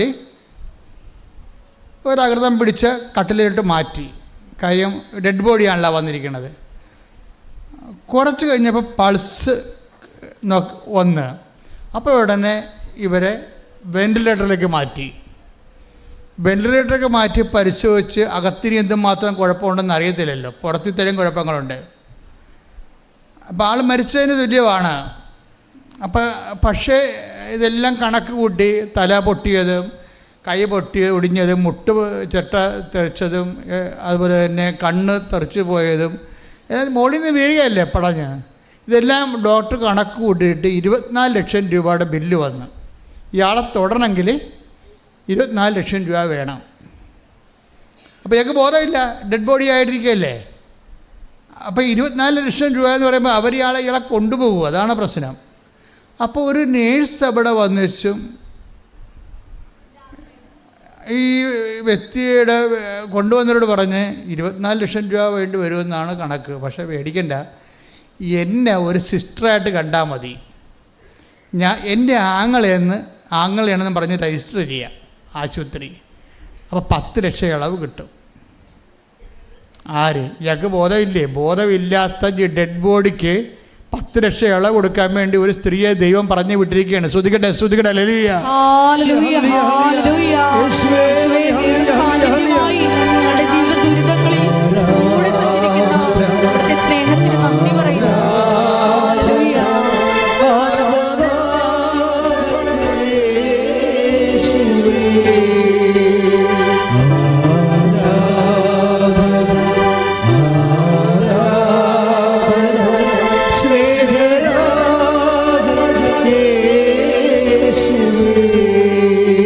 അപ്പം ജയേഷ് ഇപ്പോൾ ഈ പാട്ട് പാടിയപ്പോഴാണ് എനിക്ക് തോന്നിയത്, എന്നെ കരുതുന്നതെന്ന് പറയുമ്പോൾ നിങ്ങൾക്ക് ചിന്തിച്ചില്ലേ, അവർക്കത് പാട്ടാണെന്ന്. പാട്ടല്ല, അതൊരു ജീവിതമാണ്. എനിക്കായി കരുതുന്നവൻ, നമുക്ക് ബോധമില്ലെങ്കിലും കരുതുന്നവനാണ്. ഒരു ബന്ധവും പരിചയവും വേണ്ട ദൈവത്തിൽ നിന്നെ കരുതാൻ. ഈ നേഴ്സ് പറഞ്ഞു എൻ്റെ ബ്രദറാണെന്നും പറഞ്ഞ് അഡ്മിറ്റ് ചെയ്യാൻ പറഞ്ഞു. ഞാൻ ബ്രദറാണെന്നും പറഞ്ഞ് അഡ്മിറ്റ് ചെയ്തിട്ട് ഇവിടെ ഈ പെങ്ങന്മാരെന്നൊക്കെ പറയണത് ഒരു ഒന്നൊന്നര സംഭവമാണ്. ഒത്തു കിട്ടിയാൽ നമ്മൾ രക്ഷപ്പെടും. അതായത് പെങ്ങൾക്ക് ഉടനെ അവൾ ഓടി അവൻ്റെ റിപ്പോർട്ടും കൊണ്ട് മാതാവിൻ്റെ അടുത്ത് വന്നു. മാതാവിൻ്റെ അടുക്കൽ നിന്ന് വന്നിട്ട് മാതാവിൻ്റെ റിപ്പോർട്ട് കാണിച്ച് എന്ന് വെച്ചു, അമ്മ പോകണം, അമ്മ പോകാതെ വേറൊരു മാർഗ്ഗമില്ലെന്ന് പറഞ്ഞു. എന്നെ കണ്ടോ ഇല്ലെന്നൊന്നും അറിയത്തില്ല, അങ്ങനെയൊന്നും സാക്ഷ്യത്തിൽ പറയണില്ല. റിപ്പോർട്ട് മാതാവിൻ്റെ അടുത്ത് കൊണ്ടുവന്നെന്ന് പറയുന്നുണ്ട്. അവൾ കാണിച്ചതാണോ സാധാരണ ഞാനാണ് കൊണ്ടുവന്ന് റിപ്പോർട്ട് കാണിക്കണം മാതാവിൻ്റെ അടുത്ത്. അപ്പം എന്നെ ഈ ഉടമ്പടി തുടങ്ങിയ കാലത്ത് എന്നോട് പറഞ്ഞത് അങ്ങനെ അക്യൂട്ട് കേസൊക്കെ നേരിട്ട് കൊണ്ടുവന്ന് ആൾത്താരെ കയറാൻ പണ്ട് ആൾക്കാർ കയറുമായിരുന്നു. അപ്പോൾ പുതിയ ആൾത്താർ ഡിസൈൻ ചെയ്ത് കഴിഞ്ഞപ്പോൾ ആൾത്താര അകത്ത് പണ്ട് കയറുന്നവർ ഒരു ഭവ്യതയും ഭക്തിയും ഇല്ലാതെയാണ് വയ്യെ പോകുന്നവരെല്ലാം അകത്ത് കയറുമായിരുന്നു, ഈ ആൾത്താരെ കയറുമായിരുന്നു. അപ്പോൾ അത് ഭയങ്കര സങ്കടകരമായൊരവസ്ഥയായിരുന്നത്. അപ്പോൾ പുതിയ ആൾക്കാർ ഡിസൈൻ ചെയ്തപ്പോൾ ആ ഉടമ്പടി എടുക്കുന്ന ആൾക്കാർ മാത്രമേ ഇപ്പോൾ ആൾക്കാരെ കയറത്തുള്ളൂ. പക്ഷേ ഞാൻ എന്ത് ചെയ്യും, ഞാൻ ജനങ്ങളുടെ ഏറ്റവും മോശമായിട്ടുള്ള കണ്ടീഷനുള്ള കാര്യങ്ങളെല്ലാം മൊത്തം രേഖ കൊണ്ടുവന്ന് അമ്മയെടുത്ത് കൊടുക്കും. അതെനിക്ക് അന്ന് അമ്മ തന്നൊരു നോട്ടാണ്, കൊണ്ടുവന്ന് കൊടുക്കാമെന്ന് പറഞ്ഞു. അപ്പോൾ ഞാൻ ഇപ്പോഴും ചെയ്യുന്നുണ്ടത്. അപ്പോൾ അങ്ങനെ എന്തോ അവർ കാണിച്ചതോ ഞാൻ കൊണ്ടുവന്ന് കൊടുത്തോ എന്തോ റിപ്പോർട്ട് അമ്മയെ കാണിച്ച് രാത്രി ആശുപത്രിയിൽ ഒരു സംഭവം നടന്നു. ഈ ബോധമില്ലാത്ത രക്തത്തട്ട് കിടക്കുന്ന ആളിൻ്റെ. അപ്പോൾ ചികിത്സ തുടങ്ങിയിട്ടില്ല, ഡയഗ്നോസിസ് ആയിട്ടില്ല. എന്താ ചെയ്യേണ്ടതെന്ന് ഡോക്ടർമാർക്കൊരു ഐഡിയ വരുന്നേ ഉള്ളൂ. അന്ന് ഒരച്ഛൻ, ഞാനാണെന്ന് പറഞ്ഞിട്ടില്ല, ഒരച്ഛൻ ഈ ഡെഡ് ബോഡിയുടെ അടുത്ത് പോയി കിടക്കുന്ന വ്യക്തി എടുത്ത് രാത്രി വരും. സ്വപ്നമാണ്, അയാളുടെ സ്വപ്നമാണ്, ഈ മരവിച്ച് കിടക്കുന്ന ആളിൻ്റെ സ്വപ്നമാണ്. ഒരച്ഛൻ വന്നിട്ടും പറയും, നിൻ്റെ രോഗം തീർന്നിരിക്കുകയാണ്, നിനക്കിപ്പോൾ ബോധം വരുമെന്ന് പറയും. ഉടനെ ആ മനുഷ്യന് രാവിലെ ബോധം വരും. അപ്പോൾ എന്താ പ്രശ്നം വെച്ച് കഴിഞ്ഞാൽ ഈ ബെജോയുടെ സാക്ഷ്യം, ഈ ബോധം വന്ന് കഴിയുമ്പോൾ ഇയാൾ എഴുന്നേൽക്കുമ്പോഴാണ് കാര്യങ്ങൾ മനസ്സിലാകണത്. ഇങ്ങനെ അകപ്പെട്ടൊന്നും ഇത്രയും ഇഞ്ചുറീസ് ഉണ്ടെന്നും തൻ്റെ പാർട്സുകൾ പലതും ഇല്ലെന്നും ഒക്കെ മനസ്സിലായതും പലരും ചിതറിപ്പോയെന്നും ട്രീറ്റ്മെൻറ്റ് തുടങ്ങാൻ പോകണമെന്നൊക്കെ മനസ്സിലായി ബോധം വരുമ്പോൾ ആ കിട്ടിയ ബോധത്തിന് അയാളുടെ ഇൻഷുറൻസിൻ്റെ ഡേറ്റും കാര്യങ്ങളെല്ലാം അയാൾ കുറിച്ച് ഡോക്ടറിന് കൊടുക്കും. പിന്നെ വന്ന ഡോക്ടറിന് ഇയാളുടെ ഇൻഷുറൻസ്, കാരണം ഇയാൾക്ക് മെഡിക്കൽ ഇൻഷുറൻസ് ഉള്ള ആളാണ്, സ്വന്തമായിട്ട് എടുത്തിട്ടുള്ള ആളാണ്, അതിൽ നിന്നൊരു 8 ലക്ഷം രൂപ. അപ്പോൾ ഡോക്ടർ വാവിളിച്ചു പോകും. എന്ന് വെച്ച് കഴിഞ്ഞാൽ ഇയാൾ പറയുന്ന ഒരു ഓർമ്മയിൽ പറയണതല്ലേ, ഈ ഓർമ്മയിൽ പറയണ കാര്യങ്ങളുടെ ചെല്ലുമ്പോൾ ഇൻഷുറൻസ് കമ്പനി പോയി അന്വേഷിക്കണ്ടേ. അപ്പോൾ ഡോക്ടർ അന്വേഷിച്ചപ്പോൾ കറക്റ്റാണ്, ഈ 8 ലക്ഷം രൂപയുടെ ഉണ്ട്. അപ്പോൾ 10 വട്ടം 18 ലക്ഷം രൂപ കിട്ടി. നോക്കിയേ, അതായത് നിന്നെ കരുതുന്ന കർത്താവ് നിന്നെ എങ്ങനെയാണ് കൊണ്ടുപോകും. അപ്പം നിങ്ങൾ ചോദിക്കും, ഇങ്ങനെ കർത്താവ് കരുതിയിട്ട് പിന്നെ എന്തായാലും പെടസ്ഥലത്ത് താഴെ വീഴണമെന്ന്. താഴെ ഞാനും വീഴും, നിങ്ങളും വീഴും. കാര്യം എന്താണെന്ന് വെച്ചാൽ നമ്മളൊരു കാര്യം ചെയ്യുമ്പോൾ വീടെടുക്കാൻ പോയാലും കാറെടുക്കാൻ പോയാലും അത് നമുക്ക് ആൾ കളിക്കാനാണോ മറ്റുള്ള മുമ്പിൽ നമ്മൾ വലിയ സ്ഥലത്തെ പ്രധാന ദിവ്യനാണെന്ന് നാട്ടുകാരുടെ അടിച്ചേൽപ്പിക്കാനാണോ ലോകാരൂപിയാണോ ദൈവത്തിൻ്റെ മഹത്വം ഉണ്ടാകുമോ? വില്ല് ഓഫ് ഗോഡ് നോക്കണതിന്. അതാണ് വില്ല് ഓഫ് ഗോഡ് നോക്കണത്. വില്ല് ഓഫ് ഗോഡ് നോക്കത്തില്ല. നോക്കണത് എന്താ? നോക്കിയാൽ അവൻ്റെ ആ വിഷ്വലായിട്ടുള്ള അവൻ്റെ ഇഷ്ടങ്ങൾ ചിലപ്പോൾ എതിരായിരിക്കും വരാൻ പോണത്. എതിരായിരിക്കും വരാൻ പോകണമെന്നുണ്ടെങ്കിൽ അത് നമ്മൾ ഉപേക്ഷിക്കേണ്ടി വരും. ഇവർ ഉപേക്ഷിക്കാൻ തയ്യാറല്ല. അതുകൊണ്ട് ചില കല്യാണമൊക്കെ മകന് ചില കല്യാണമൊക്കെ ഒപ്പിച്ച് വെച്ചും യൂറോപ്പിലുള്ള നേഴ്സിനെ കല്യാണം ഒപ്പിച്ച് വെച്ചും ഇവിടെ വന്നിട്ട് പ്രാർത്ഥിക്കണമെന്ന് പറയും. അപ്പോൾ പ്രാർത്ഥിച്ചിട്ട് അങ്ങനെ ഓരോ കാര്യങ്ങളൊക്കെ അവരുടെയും പറയും ഇവരുടെയും പറയും ഒക്കെ പറഞ്ഞിട്ടും, പക്ഷെ അവർ ഉദ്ദേശിക്കണത് ഞാൻ മെസ്സേജ് എടുക്കണമെന്ന് അവർക്ക് പറയത്തില്ല. അവർ വേറെ പല കാര്യങ്ങളൊക്കെ ആട് പ്രസവിക്കണതിനും പശു പ്രസവിക്കണതിനും പണ്ട് മെസ്സേജ് എടുത്ത പാർട്ടിയാണ്. ഇപ്പം മകളുടെ കല്യാണത്തിന് മെസ്സേജ് എടുക്കേണ്ട, മകൻ്റെ കല്യാണത്തിന് മെസ്സേജ് എടുക്കേണ്ട. എന്താണ്? അവൾ നേഴ്സാണ്. അവിടെ 3 ലക്ഷം രൂപ ശമ്പളമുണ്ട്. അപ്പോൾ 3 ലക്ഷം രൂപ ശമ്പളം ഉള്ളത് കൊണ്ട് അതിന് മെസ്സേജ് വേണ്ട. ദൈവം എങ്ങാനും കയറി വട്ടം ചവിട്ടിയാൽ എന്ത് ചെയ്യും? അതാണ് പ്രശ്നം വരുന്നത്. ഇത് പൂർണ്ണ ഹൃദയത്തോടെ അല്ല സംഭവം. നമ്മൾ മെസ്സേജ് എടുക്കുന്നതിൻ്റെ ഉദ്ദേശം പൂർണ്ണ ഹൃദയത്തോടെ ദൈവഹിതമാണോ? അതാണ് പൂർണ്ണ ഹൃദയം എന്ന് പറയുന്നത്. പൂർണ്ണ ഹൃദയം എന്ന് പറഞ്ഞാൽ ഒരു വിഷയത്തിന് ദൈവഹിതമാണോ? ചിലരൊക്കെ നമ്മുടെ കുഞ്ഞു പിള്ളേർ വരെ വന്ന് നമ്മൾ ചോദിക്കുമ്പോൾ ഞെട്ടിപ്പോകും. എന്താ കാര്യം? ഇത് ദൈവഹിതമാണെന്ന് നോക്കാൻ വെച്ചാൽ ഇത് സംഭവം ഓക്കെയാണ്, പക്ഷെ ദൈവഹിതമാണെന്ന് നോക്കാൻ പറയും. ആ ദൈവഹിതമാണെന്ന് നോക്കും. അവർക്ക് പ്രാർത്ഥിച്ചാൽ തന്നെ അവർക്ക് സത്യസന്ധമായ വിശ്വാസ ജീവിതമാണെങ്കിൽ അവർക്ക് അടയാളം കിട്ടും. ഇപ്പം എന്നെ സംബന്ധിച്ചിടത്തോളം ഞാനിത് ഈ ഇവിടം വരെ നമ്മളിങ്ങനെ എല്ലാവരും കൂടി ഇങ്ങനെ കർത്താവിൻ്റെ കൂടെ എത്തിയതിൻ്റെ പിന്നിൽ എത്രയോ ധീരമായ ചുവടുകൾ വെച്ചിട്ടുണ്ട്. അതിൻ്റെ മനസ്സിൽ ഇവിടെ കൊണ്ടുവന്ന് കൃപാസനം സ്ഥാപിക്കണമെന്നും അതുപോലെ തന്നെ അഖണ്ഡ ജപമാനം 1000 മണി ജപമാനം ചൊല്ലണമെന്നും ഇങ്ങനെയൊക്കെ എനിക്ക് കിട്ടിയ ആ വിഷയത്തിൽ ദൈവഹിതമാണെന്ന് ആന്തരികമായ ബോധ്യം കിട്ടിയ കൊണ്ട് ഞാനങ്ങനെ ചെയ്ത് അങ്ങനെ പോവുകയാണ് ചെയ്തത്. അപ്പോൾ അങ്ങനെ ചെയ്ത് പോകുമ്പോഴെല്ലാം ഒരിക്കലും പരാജയമില്ലാതെ ദൈവം ഇങ്ങനെ കൂടെ നിന്നുകൊണ്ട് 10,000 സുഖപ്പെടുത്തി ദൈവത്തിൻ്റെ സാന്നിധ്യം വെളിപ്പെടുത്തിക്കൊണ്ട് ഈ ശുശ്രൂഷയെ ദൈവം സ്ഥിരീകരിക്കും അടയാളം കൊണ്ട്. അപ്പം അതുകൊണ്ട് നിൻ്റെ ജീവിതം ദൈവത്താൽ സ്ഥിരീകരിക്കപ്പെടുന്നതാകാൻ വേണ്ടി ആണ് നമ്മൾ ദൈവഹിതം പരിശോധിക്കുമ്പോൾ പൂർണ്ണ ഹൃദയമാണത് അവിടെ വരണത്. പൂർണ്ണ ഹൃദയം എന്ന് വെച്ച് കഴിയുമ്പോൾ ദൈവഹിതത്തിന് അടയാളമൊക്കെ വരും. അങ്ങനെ അത്ഭുതം ഉണ്ടാകുന്നത്. അതായത്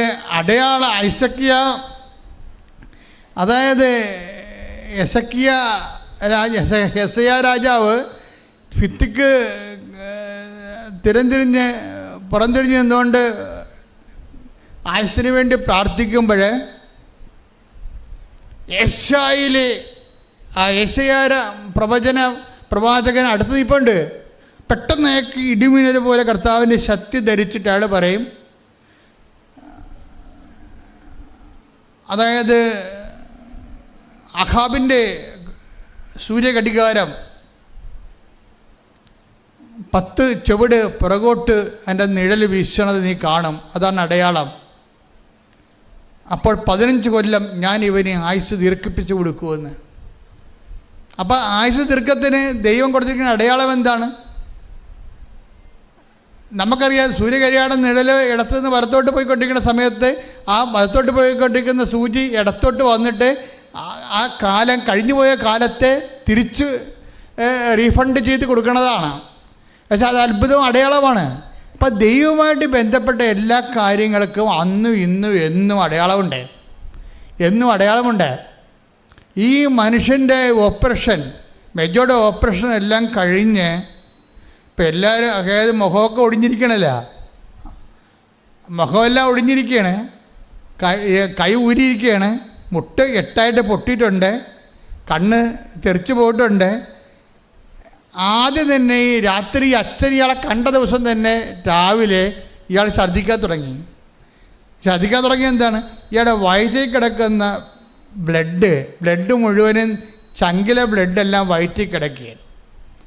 ആ വയറ്റിലെ ബ്ലഡെല്ലാം ഛർദ്ദിച്ചു പോയി. ഡോക്ടർമാർക്ക് പോലും മനസ്സിലായില്ല ഈ ബ്ലഡ് അകത്ത് കിടക്കുന്നതുകൊണ്ടാണ് ഇയാൾക്ക് ശരിക്കും ഈ ഇൻഫെക്ഷൻ വന്ന് കിടക്കുന്നത് വയറ്റിൽ. എല്ലാം ടോട്ടൽ സിസ്റ്റം കൊളാപ്ഷൻ ആയിരിക്കുകയാണ് അവിടെ എല്ലാം. പക്ഷേ പെട്ടെന്ന് ഒരു മെഡിക്കേഷനും ഇല്ലാതെ ട്രീറ്റ്മെൻറ്റിൻ്റെ ഡോക്ടർമാരുടെയും ബുദ്ധിക്ക് അപ്പുറത്തേക്ക് വയറ്റിൽ കിടന്നിരുന്ന ബ്ലഡ് പുറത്ത് ചാടി. അത് ദൈവം ചാടിച്ചതാണ്. ഏറ്റവും വലിയ നേഴ്സ്, ഏറ്റവും വലിയ ഡോക്ടർ ദൈവമാണ്. കാര്യം അത്രയും നേരം ചികിത്സിച്ചിട്ട് ഇയാളെ ടെസ്റ്റ് ചെയ്തേരം കണ്ടുപിടിക്കാഞ്ഞ രക്തം എവിടെയാണ് രക്തം പോയി കിടക്കണമെന്ന് വെച്ച് കഴിഞ്ഞാൽ വയറ്റിൽ പോയി കിടക്കുന്ന സംഭവം. ആ സാധനത്തിന് തന്നെ ഓട്ടോമാറ്റിക്കായിട്ട് പുറത്തേക്ക് ചടിക്കും. അപ്പം തന്നെ ഈ മനുഷ്യൻ എഴുന്നേറ്റിരിക്കാൻ പറ്റുന്ന രീതിയായി. നമുക്കറിയാമല്ലോ, വയർ പേരത്ത് ഛർദ്ദിച്ച് കഴിഞ്ഞാൽ തന്നെ നമുക്ക് തലക്ക് നേരെ വരികയില്ല, നമ്മൾ ആൾ ഓക്കെ ആയി വരുന്നു. പിന്നെ ഓപ്പറേഷൻ കഴിഞ്ഞിട്ട് ഇയാളെ പറഞ്ഞൊരു വാക്കുണ്ട്, എൻ്റെ മുഖമൊക്കെ പൊട്ടിയിരിക്കുകയല്ലേ. അപ്പോൾ ഡോക്ടർ ഇവരാണെങ്കിൽ, ഈ പെങ്ങളാണെങ്കിൽ ആങ്ങളൊക്കെ വേണ്ടി ഉടമ്പടി എടുത്തിട്ട് നിരന്തരം പ്രാർത്ഥിച്ചിട്ട് ഉടമ്പടി തൈലമൊക്കെ കൊടുത്തു വിടുകയാണ് ബോംബെക്ക് ആശുപത്രിയിലോട്ട്. അതെല്ലാം പെരട്ടിയാണ് ഇങ്ങനെ ഈ പ്രാർത്ഥിച്ച് ഇതിനെ അതിജീവിച്ചുകൊണ്ടിരിക്കുന്നത്. അവസാനം മുഖമെല്ലാം ഓപ്പറേഷൻ ചെയ്തപ്പോൾ ഡോക്ടർ ഭയങ്കര പേടിയാണ്. കാരണം ഇത് ഈ മനുഷ്യൻ്റെ ലക്ഷണം മാറിപ്പോകും.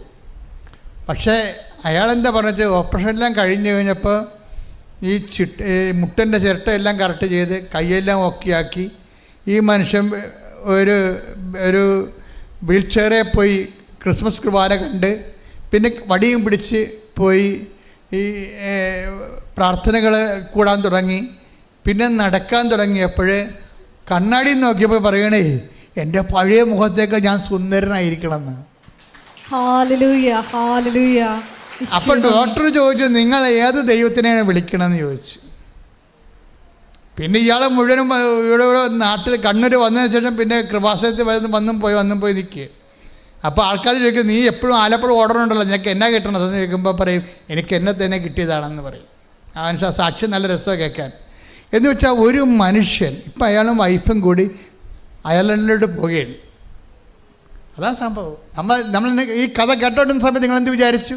അവരുടെ ജീവിതം തീർന്നെന്ന് വിചാരിച്ചു. ശവമായിരുന്നെന്ന് പറഞ്ഞ മനുഷ്യനെ ഇപ്പോൾ ഭാര്യയും ഭർത്താവും കൂടി വിസ റെഡിയായി രണ്ടുപേരും കൂടി ഈ ആഴ്ച അയർലൻഡിലോട്ട് പോവുകയാണ്. ദൈവത്തിന് നിന്റെ ജീവിതം പുനരുദ്ധരിച്ചെടുക്കാൻ സെക്കൻഡുകൾ മതി. ശ്രുതിക്കട്ടെ ഹല്ലേലൂയ.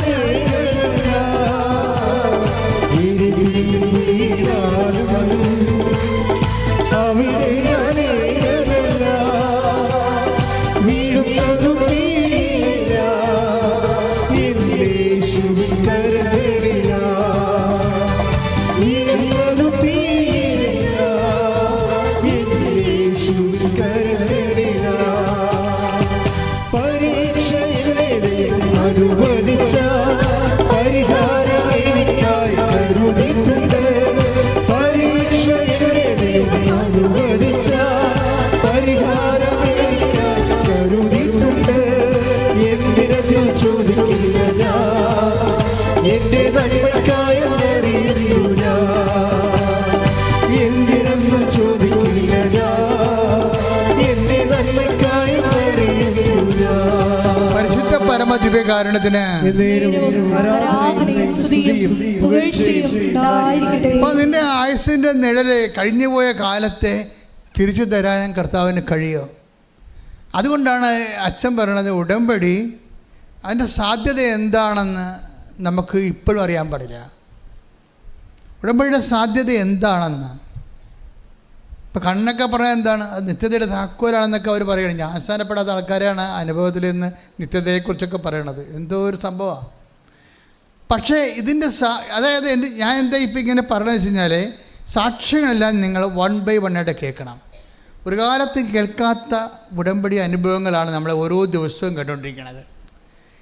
ഞാൻ നേരത്തെ പറഞ്ഞിരിക്കുന്ന മോളുടെ പേരെന്നായിരുന്നു? സിമി, തൃപ്പൂണിത്തറ.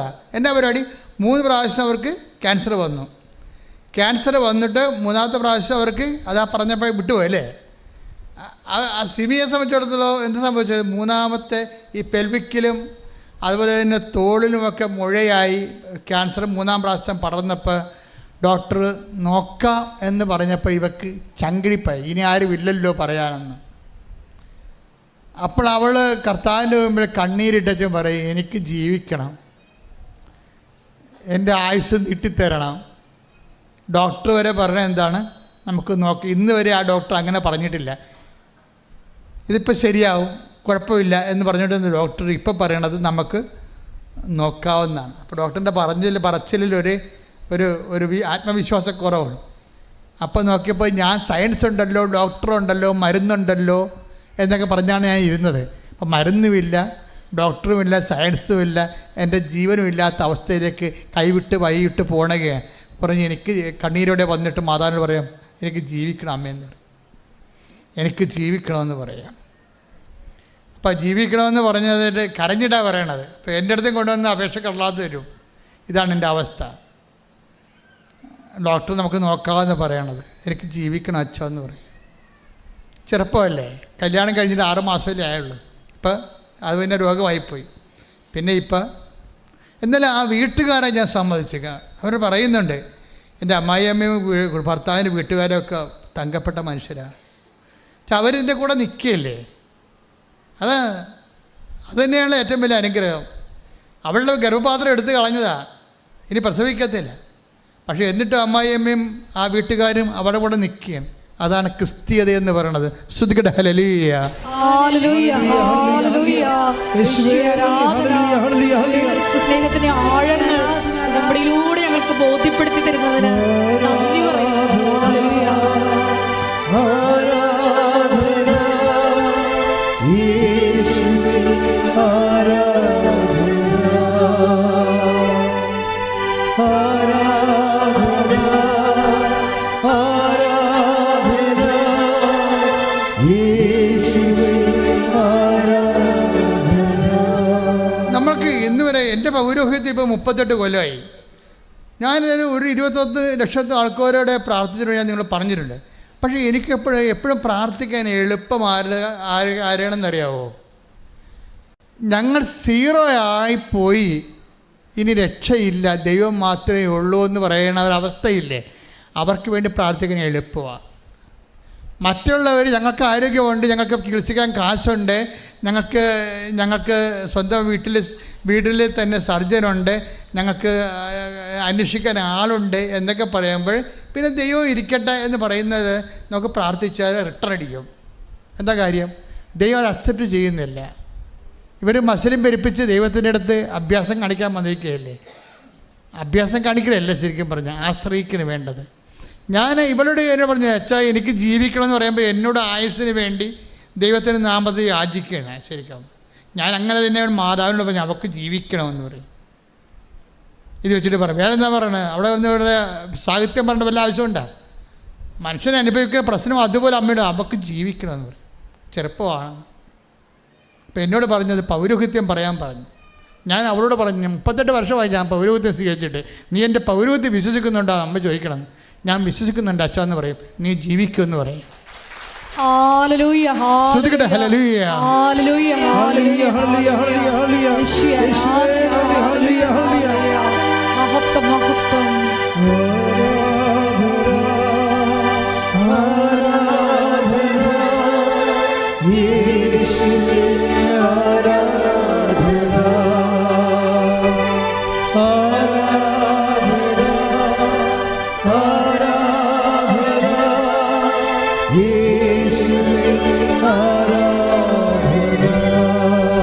പരിശുദ്ധ പരമ ദിവ്യകാരുണ്യത്തിന് ആരാധനയും സ്തുതിയും പുകഴ്ചയും ഉണ്ടായിരിക്കട്ടെ. എനിക്ക് കിട്ടിയ പൗരോഹിത്യത്തെക്കുറിച്ച് എനിക്ക് നല്ല മതിപ്പാ. എന്താ കാര്യം വെച്ച് കഴിഞ്ഞാൽ, ഞാൻ പട്ടക്കല്യാണത്തിൻ്റെ ദിവസം ഞാൻ എൻ്റെ കുറി, എൻ്റെ കുർബാന ഉടുപ്പ് ഞാൻ തന്നെ ഡിസൈൻ കൊടുത്ത വരപ്പിച്ചത്. അതിൻ്റെ അകത്തൊരു കുഞ്ഞാടാണ് ഉണ്ടായിരുന്നത്. ഒരു കുഞ്ഞാട്, ലോകത്തിൻ്റെ പാപങ്ങൾ നീക്കുന്ന ദൈവത്തിൻ്റെ കുഞ്ഞാട്. ഉടുപ്പ് ഇപ്പോഴും സൂക്ഷിച്ചിട്ടുണ്ട്. കുഞ്ഞാടിൻ്റെ നടുക്ക് കൂടി കുരിശു കുത്തി ഇറക്കിയിട്ട് കുഞ്ഞാട് പാപത്തിന് പരിഹാരം ചെയ്യുന്ന ഒരു കുഞ്ഞാടിൻ്റെ രൂപമാണ് എൻ്റെ കുർബാന ഉടുപ്പ് ഉണ്ടായിരുന്നത്. എൻ്റെ കുർബാനയുടെ ഉടുപ്പിൻ്റെ അവിടെ കത്തിൽ അച്ഛന്മാർക്ക് കൊടുത്തിരുന്ന നാട്ടുകാർക്ക് കൊടുത്തിരുന്ന കത്തിൻ്റെ ഒരു 2 ഫ്ലോപ്പ് ഉണ്ടായിരുന്നു. ഒരു ഫ്ലോപ്പിൻ്റെ ഫ്രണ്ടിലൊരു ഫ്ലോപ്പ്, രക്ഷിച്ചവന് തല കൊടുത്തു എന്നും പറഞ്ഞ് ഒരു ചെറിയ കഥയാണ്. രക്ഷിച്ചവന് തല കൊടുത്തു എന്ന് പറഞ്ഞു. എന്താ കാര്യം, ഞാൻ 2ാം ക്ലാസ്സിൽ പഠിച്ചൊരു പാഠമാണ്. ഞാൻ കർത്താവിനെക്കുറിച്ചൊക്കെ ഓർക്കുമ്പോൾ ഞാൻ ഈ 2ാം ക്ലാസ്സിലെ പാഠം ഓർക്കും. എന്താ പാഠം എന്ന് വെച്ചാൽ, 2ാം ക്ലാസ്സിൽ ഒരു കർഷകൻ, നിങ്ങളും പഠിച്ചു കാണും ആ പാഠം. 2ാം ക്ലാസ്സിൽ പാഠത്തിലൊരു ഒരു കഥയുണ്ടായിരുന്നു. ഒരു കർഷകൻ ഒരു ചപ്പകൂനയിൽ വന്ന് കുപ്പത്തൊട്ടി വന്ന് നോക്കുമ്പോൾ ഒരു വാഴ വിത്ത് അവിടെ ഇങ്ങനെ ചെതലരിച്ച് കിടക്കണ കണ്ടു. അപ്പം കർഷകൻ ആ വാഴ വിത്ത് എടുത്തുകൊണ്ട് പോയി സ്വന്തം പറമ്പിൽ ചവറെല്ലാം കളഞ്ഞ് വെച്ച് വെള്ളവും ഇട്ട് ഒഴിച്ചൊക്കെ അതിനെ വളർത്തി കുറേ നാളായപ്പോൾ നല്ല ശരിക്കും ചട്ടച്ച് വളർന്ന് ഭംഗിയായിട്ട് വലിയൊരു കൊലയുമായിട്ട് കൊഴിച്ചപ്പോൾ ആ രക്ഷിച്ചവനെ, ആ കർഷകനെ ആ കൊല വെട്ടി കർഷകൻ അരിവാളം കൊണ്ടുവന്നപ്പോൾ തല ചായച്ചു കൊടുക്കുന്ന വാഴയെപ്പോലെ നിൽക്കുകയാണ്. അതാണ് ഞാൻ എൻ്റെ പട്ടക്കല്യാണ പുസ്തകത്തിൽ. അപ്പോൾ എനിക്ക് പൗരോഹിത്യത്തെക്കുറിച്ചും ക്രിസ്തുവിനെക്കുറിച്ചുമൊക്കെ നല്ല ബോധത്തോടെയാണ് പൗരോഹിത്യം സ്വീകരിച്ചത്. കാര്യം കർത്താവ് രക്ഷകനാണെന്നും അവന് ജീവൻ കൊടുക്കാൻ വേണ്ടി മാത്രം അവൻ പോകുന്നവനാണെന്നൊക്കെ മനസ്സിലാക്കിയിട്ട് തന്നെയാണ് പൗരോഹിത്യം. അതാണ് ഞാൻ അവളോട് ചോദിച്ചത്, എൻ്റെ പൗരോഹിത്യം നീ വിശ്വസിക്കുന്നുവോ? കർത്താവ് എനിക്ക് തന്ന പൗരോഹിത്യത്തിലാണ്. അത് കർത്താവിൻ്റെ പൗരോഹിത്യമാണ്. ആ ജനങ്ങളുടെ മുറിവുണക്കുന്നതാണ് അറ്റകൈ പ്രയോഗമുള്ളതാണത്. അവസാനം അത് അറ്റകൈ പ്രയോഗം എന്ന് പറയുന്നത് ഒരു മനുഷ്യൻ തീർന്നുവെന്ന് കാണുമ്പോൾ കർത്താവിൻ്റെ നാമത്തിൽ അവന് വേണ്ടി പ്രാർത്ഥിച്ചിട്ട്, നിങ്ങൾക്കറിയാവല്ലേ എലീശ പ്രവാചകന്റെ പുസ്തകത്തിൽ 2-ാം അധ്യായം 18-ാം വാക്യം വായിച്ച് ശ്രുതികട ഹല്ലേലൂയ ഹല്ലേലൂയ ഹല്ലേലൂയ ഹല്ലേലൂയ ഹല്ലേലൂയ യേശുവേ നന്ദി നന്ദി നന്ദി ഹല്ലേലൂയ ഹല്ലേലൂയ ഹല്ലേലൂയ ഹല്ലേലൂയ ഹല്ലേലൂയ ഹല്ലേലൂയ ഹല്ലേലൂയ യേശുവേ സ്തുതി ഹല്ലേലൂയ ഹല്ലേലൂയ ഹല്ലേലൂയ ഹല്ലേലൂയ ഹല്ലേലൂയ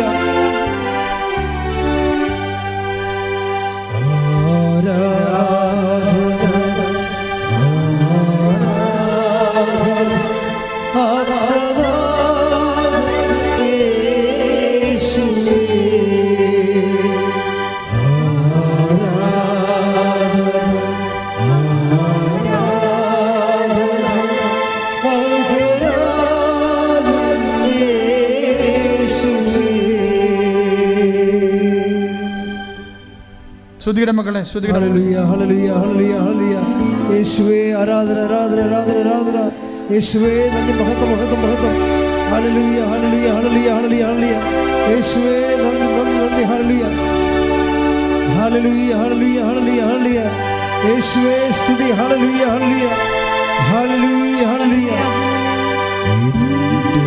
ഹല്ലേലൂയ ഈശോ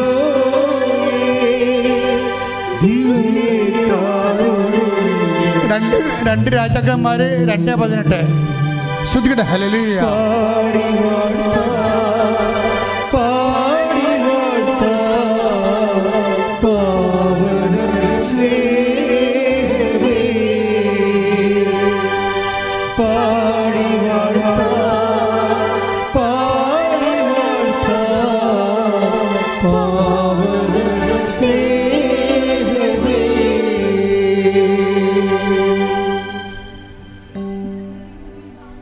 രണ്ട് രാജാക്കന്മാർ 2:18 എലീശ ജെറിക്കോയിൽ കാത്തു നിൽക്കുമ്പോൾ അവർ മടങ്ങി വന്നു. അവൻ അവരോട് പറഞ്ഞു, പോകേണ്ട എന്ന് ഞാൻ പറഞ്ഞതല്ലേ? നഗരവാസികൾ എലീശയോട് പറഞ്ഞു, അങ്ങ് കാണുന്നില്ലേ, ഈ പട്ടണം ജീവിക്കാൻ പറ്റിയതാണ്, എന്നാൽ വെള്ളം മലിനവും നാട് ഫലശൂന്യവുമാണ്. ഒരു പുതിയ പാത്രം കൊണ്ടുവന്ന് അതിൽ ഉപ്പിടുവിനെന്ന് അവൻ പറഞ്ഞു. അവർ അങ്ങനെ ചെയ്തു. അവൻ ഉറവയ്ക്കടുത്ത് ചെന്ന് ഉപ്പ് അതിലിട്ടുകൊണ്ട് പറഞ്ഞു, കർത്താവ് അരുൾ ചെയ്യുന്നു, ഞാൻ ഈ വെള്ളം ശുദ്ധീകരിച്ചിരിക്കുന്നു, ഇനി ഇത് മരണത്തിനോ ഫലശൂന്യതയ്ക്കോ കാരണമാവുകയില്ല.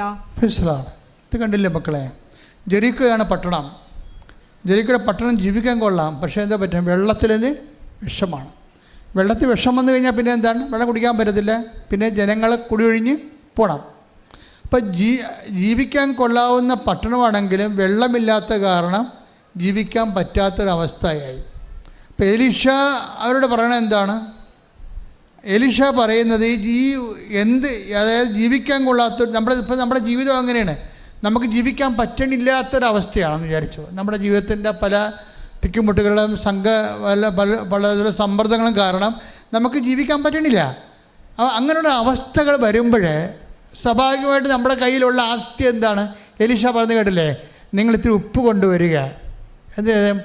ഉപ്പ് കൊണ്ടുവരുന്നത് എന്താണ് എലീഷ പറയണത്? പറഞ്ഞേ, വായിച്ചേ. അവൻ ഉറവയ്ക്ക് അടുത്ത് ചെന്ന് 2 രാജാക്കന്മാർ 2:18, 16, 18, 19, 20.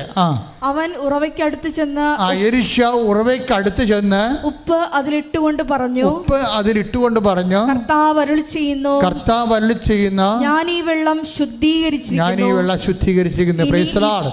അതായത് ഈ ഉപ്പെടുത്തിട്ട് കർത്താവിൻ്റെ നാമത്തിലാണ് ഇവനെ ശുദ്ധീകരിക്കണത്. അപ്പോഴ് ഈ വിഷമായിരുന്ന വെള്ളത്തിൻ്റെ വിഷം മാറിയിട്ട് അതങ്ങ് മധുരിക്കാൻ തുടങ്ങും. എന്ന് വെച്ചാൽ പൗരോഹിത്യം ഇതുപോലെയാണ്. തകർന്നു വരുന്ന മനുഷ്യൻ ജീവിക്കാൻ പറ്റാത്ത അവസ്ഥയിലേക്ക് വരുമ്പോൾ ഞാൻ ചിലപ്പോൾ ഉപ്പ് കൊടുക്കും, ചിലപ്പോൾ നമുക്ക് ഉടമ്പടി തൈലം കൊടുക്കും. എന്തിനാണ്? ഇത് കർത്താവിൻ്റെ നാമത്തിലാണ്. ക്രിസ്തുവിൻ്റെ പൗരോഹിത്യം അത് വിധിപ്രകാരം, അത് ഞാൻ എപ്പോഴും പൗരോഹിത്യ വിധിപ്രകാരം എന്ന് പറയുന്നതിന് കാരണം എല്ലാവർക്കും ഈ പൗരോഹിത്യമുണ്ട്. അതെല്ലാവരും അതുപോലെ ഒന്ന് ഉപയോഗിച്ചാൽ മതി. ആ പൗരോഹിത്യം കൊണ്ട് നമ്മൾ വേറെ എന്തെല്ലാം ചെയ്യണമുണ്ട്. പക്ഷെ അടിസ്ഥാനപരമായിട്ട് അതുകൊണ്ട് ഉദ്ദേശിക്കുന്ന ജനങ്ങളുടെ മുറിവ് ഉണക്കുകയാണ്. മുറിവ് വെച്ച് കെട്ടുക, മുറിവ് ഉണക്കുക, തകർന്നു പോയതിനെ കർത്താവിൻ്റെ തിരുസേനയിലേക്ക് തിരിച്ച്, ദൈവത്തിൽ നിന്ന് അകന്നു പോയതിനെ തിരിച്ചു കൊണ്ടുവരിക. അതുപോലെ തന്നെ ചട്ടം മുടന്നുള്ളതിനെ ചുമലിലേറ്റുക. ഇങ്ങനെ അടിസ്ഥാനപരമായ ജോലി പൗരോഹിത്യത്തിനുണ്ട്. ആ പൗരോഹിത്യത്തിന് അടിസ്ഥാനപരമായ ജോലി അതുപോലെ ചെയ്യുമ്പോഴാണ് ദൈവം നമ്മളെ ശുശ്രൂഷകളെ അടയാളങ്ങൾ നൽകി അനുഗ്രഹിക്കുന്നത്. കാര്യം അതുകൊണ്ടാണ് അന്ന് പറയണത്, നീ എൻ്റെ പൗരോഹിത്യം വിശ്വസിക്കുന്നുണ്ടോ എന്ന് ചോദിക്കുമ്പോൾ അതിൻ്റെ അർത്ഥം എന്നെ വിശ്വസിക്കുന്നുണ്ടോ, ഞാനൊരു അത്ഭുത ജീവിയാണെന്ന് പറഞ്ഞാൽ അല്ല എൻ്റെ അർത്ഥം. എനിക്ക് പട്ടം തന്ന കർത്താവിൽ വിശ്വസിക്കുന്നുണ്ടെന്നാണ് ചോദിക്കണത്. കർത്താവിൻ്റെ പൗരോഹിത്യം നീ വിശ്വസിക്കുന്നുണ്ടെന്നാണ് ചോദിക്കണത്. അവൾ ഉണ്ടെന്ന് പറയുമ്പോൾ ആ രാത്രി മുകളിലത്തെ മുഴയും അരക്കെട്ടിൻ്റെ മുഴയും അപ്രത്യക്ഷമാകും. അതാണ് ക്രിസ്തുവിൻ്റെ പൗരോഹിത്യത്തിൻ്റെ ശക്തി എന്ന് പറയണത്. നിങ്ങൾ ഈ നേർച്ച വസ്തുക്കൾ ഉപയോഗിക്കുമ്പോൾ സൂക്ഷിക്കണം. കാര്യം എന്ന് വെച്ച് കഴിഞ്ഞാൽ അത് ദൈവത്തിൻ്റെ ശക്തിയിൽ ആശ്രയം നിങ്ങൾക്ക് നൽകുമ്പോൾ നിങ്ങളുടെ ജീവിതവും വിശുദ്ധതയോടെ പൂർണ്ണ ഹൃദയത്തോടെ ദൈവത്തിൻ്റെ സ്നേഹത്തെ പ്രതി പുനഃക്രമീകരിച്ചുകൊണ്ട് ദൈവത്തിന് പ്രവർത്തിക്കാൻ, ദൈവത്തിന് വേണ്ടി ജീവിക്കാൻ വേണ്ടി മാത്രമുള്ള കൊതിയും അതുപോലെ ആർജവത്വം ഉണ്ടായി കഴിയുമ്പോൾ ഉടമ്പടി 1 അല്ല 9 കാര്യം ഉടനെ നടക്കും. ശ്രദ്ധിക്കട്ടെ. ഹല്ലേലൂയ, ഹൃദയത്തോടെ വിശ്വസ്തയോടെ നിനക്ക് ശുശ്രൂഷ ചെയ്യുവാൻ ഈ ആരാധനയിലൂടെ ഞങ്ങളെ അഭിഷേകം ചെയ്യണമേ. ഹല്ലേലൂയ.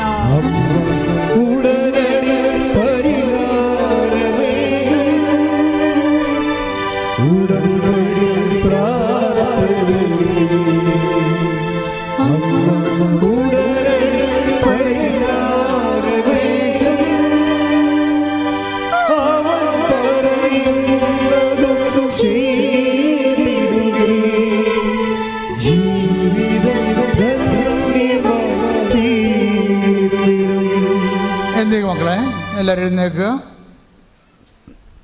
സന്തോഷത്തിൽ എഴുന്നേൽക്കുക. ദിവ്യകാരുണ്യമേ ബലിവേദി. നമുക്ക് നല്ല പാട്ടുപാടി ആരാധനയിലെ ആർമാദിച്ച അഭിഷേകത്തോടെ പ്രാർത്ഥിക്കാം. ശ്രുതികട ഹല്ലേലൂയ,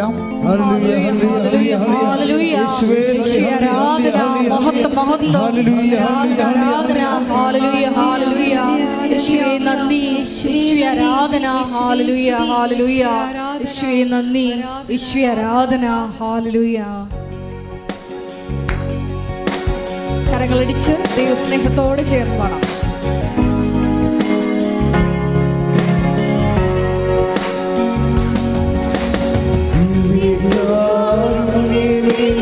Hallelujah.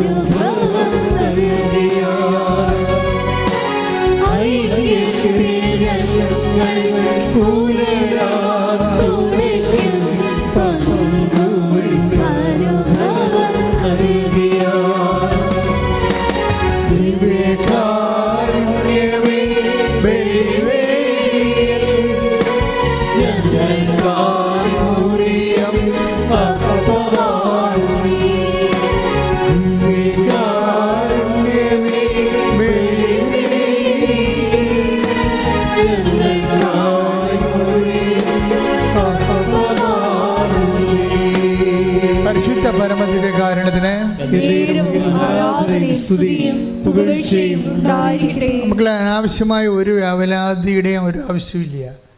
നിങ്ങൾ ജീവിക്കുന്ന കർത്താവിൻ്റെ മുമ്പിലാണ് നിൽക്കുന്നത്.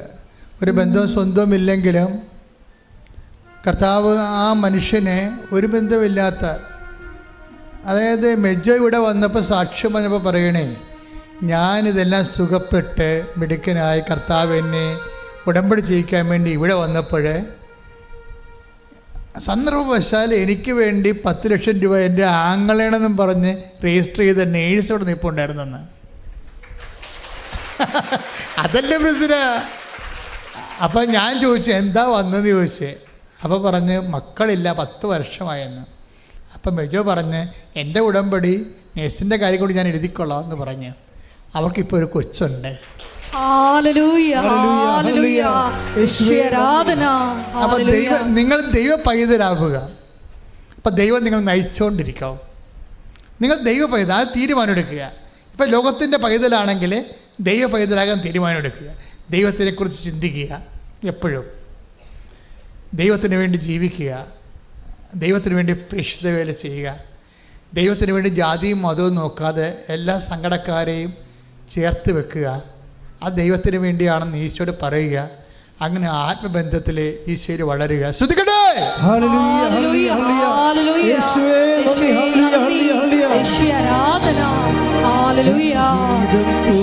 സ്നേഹത്തിന്റെ ആഴങ്ങളിലേക്ക് ഞങ്ങളെ ചലിപ്പിക്കുന്നതിന് നന്ദി പറയുന്നു.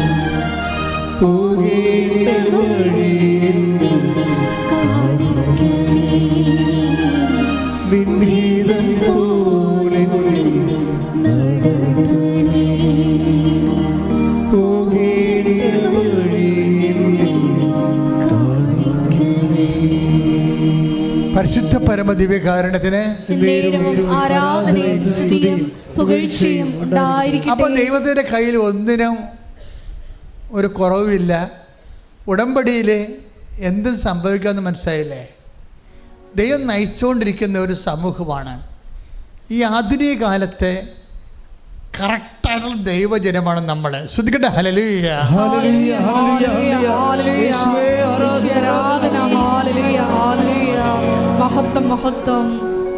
ദൈവത്തിൻ്റെ വചനം കേൾക്കുന്നു, അതനുസരിച്ച് ജീവിക്കുന്നു, സ്നേഹത്തിൻ്റെ സാക്ഷികളാകുന്നു.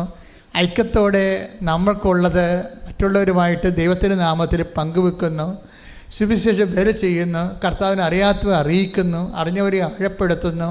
അപ്പോൾ നമ്മൾ ഉടമ്പടിയിലായി. പിന്നെ ദൈവം നമ്മളെ എടുത്ത് ഉപയോഗിക്കാൻ തുടങ്ങാം.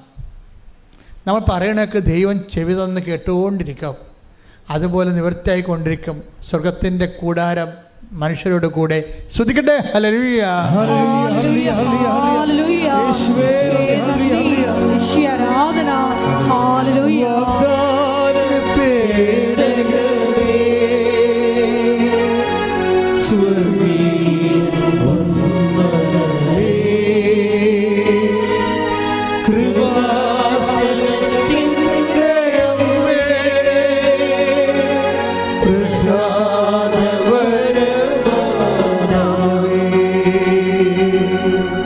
പരിശുദ്ധ പരമദിവ്യകാരുണ്യത്തിന്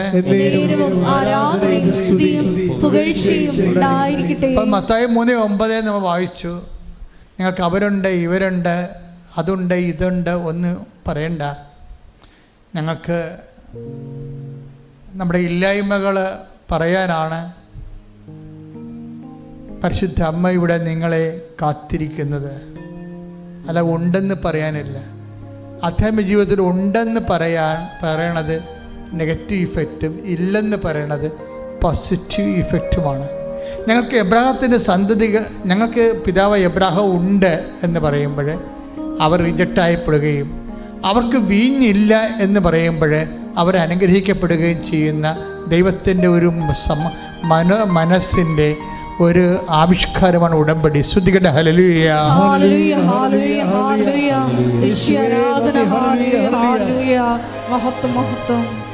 പരിശുദ്ധ പരമദിവ്യകാരുണ്യത്തിന് പരിശുദ്ധ പരമദിവ്യകാരുണ്യത്തിന്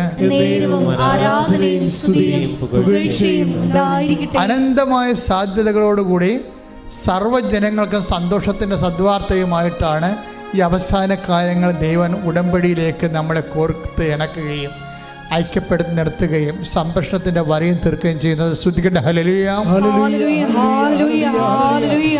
യേശുവേ നന്ദി, യേശുവേ ആരാധന. ഹല്ലേലൂയ. പരിശുദ്ധ പരമ ദിവ്യകാരുണ്യത്തിന് നേരവും ആരാധനയും സ്തുതിയും പുകഴ്ചയും ഉണ്ടായിരിക്കട്ടെ. പരിശുദ്ധ പരമ ദിവ്യകാരുണ്യത്തിന് നേരവും ആരാധനയും സ്തുതിയും പുകഴ്ചയും ഉണ്ടായിരിക്കട്ടെ. അലർജി രോഗികൾക്ക് വേണ്ടി പ്രാർത്ഥിക്കാൻ ഈശോ പറയുന്ന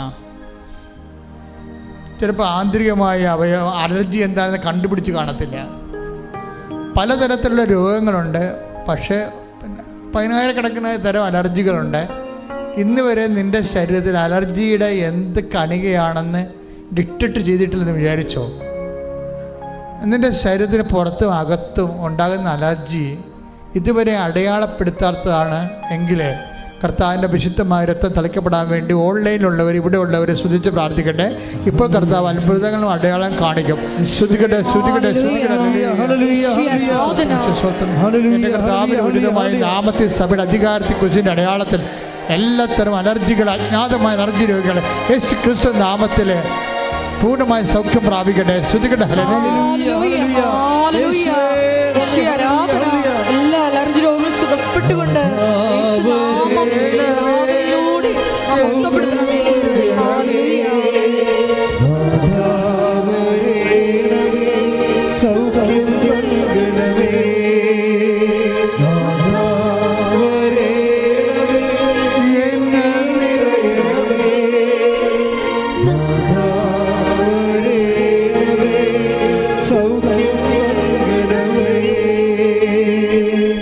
സമ്പത്തില്ല, അതുപോലെ തന്നെ നമ്മുടെ പൈസ കുടുങ്ങിപ്പോയി, പലരുടെ കയ്യിലായിപ്പോയി.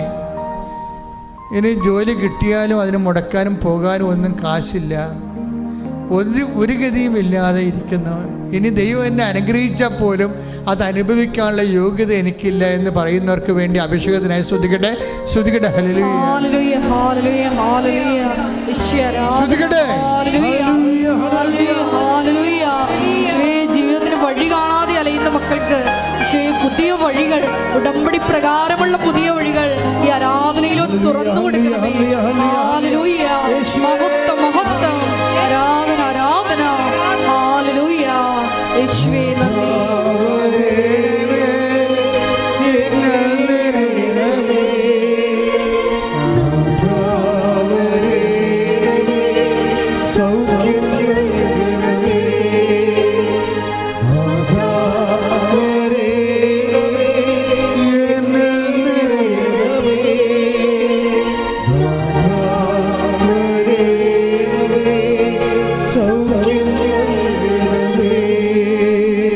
പരമദിവ്യകാരുണ്യത്തിന് നേരവും ആരാധനയും സ്തുതിയും പുകഴ്ചയും ഉണ്ടായിരിക്കട്ടെ. പല വിഷയങ്ങൾ കൊണ്ട് ജീവിതം മടുത്തു പോയവരുണ്ട്.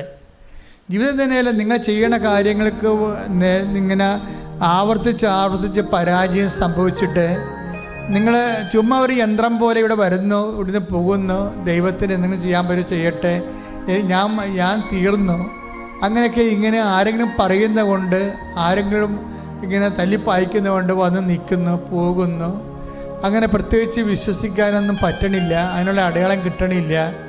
അങ്ങനെ മനസ്സിടിഞ്ഞു പോയ ആൾക്കാരുണ്ട്. ഡിപ്രഷൻ ബാധിച്ച പല കാര്യങ്ങൾ കൊണ്ട് ഡിപ്രഷൻ വന്നവരുണ്ട്. അവരുടെ മേൽ കർത്താവിന്റെ വിശുദ്ധമായ രക്തം തളിക്കപ്പെടാൻ വേണ്ടി ശ്രദ്ധിക്കട്ടെ, ശ്രദ്ധിക്കട്ടെ.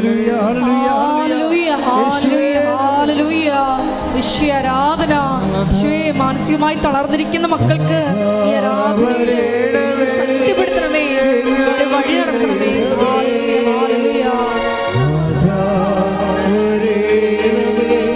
സൗഖ്യം നൽകണമേ,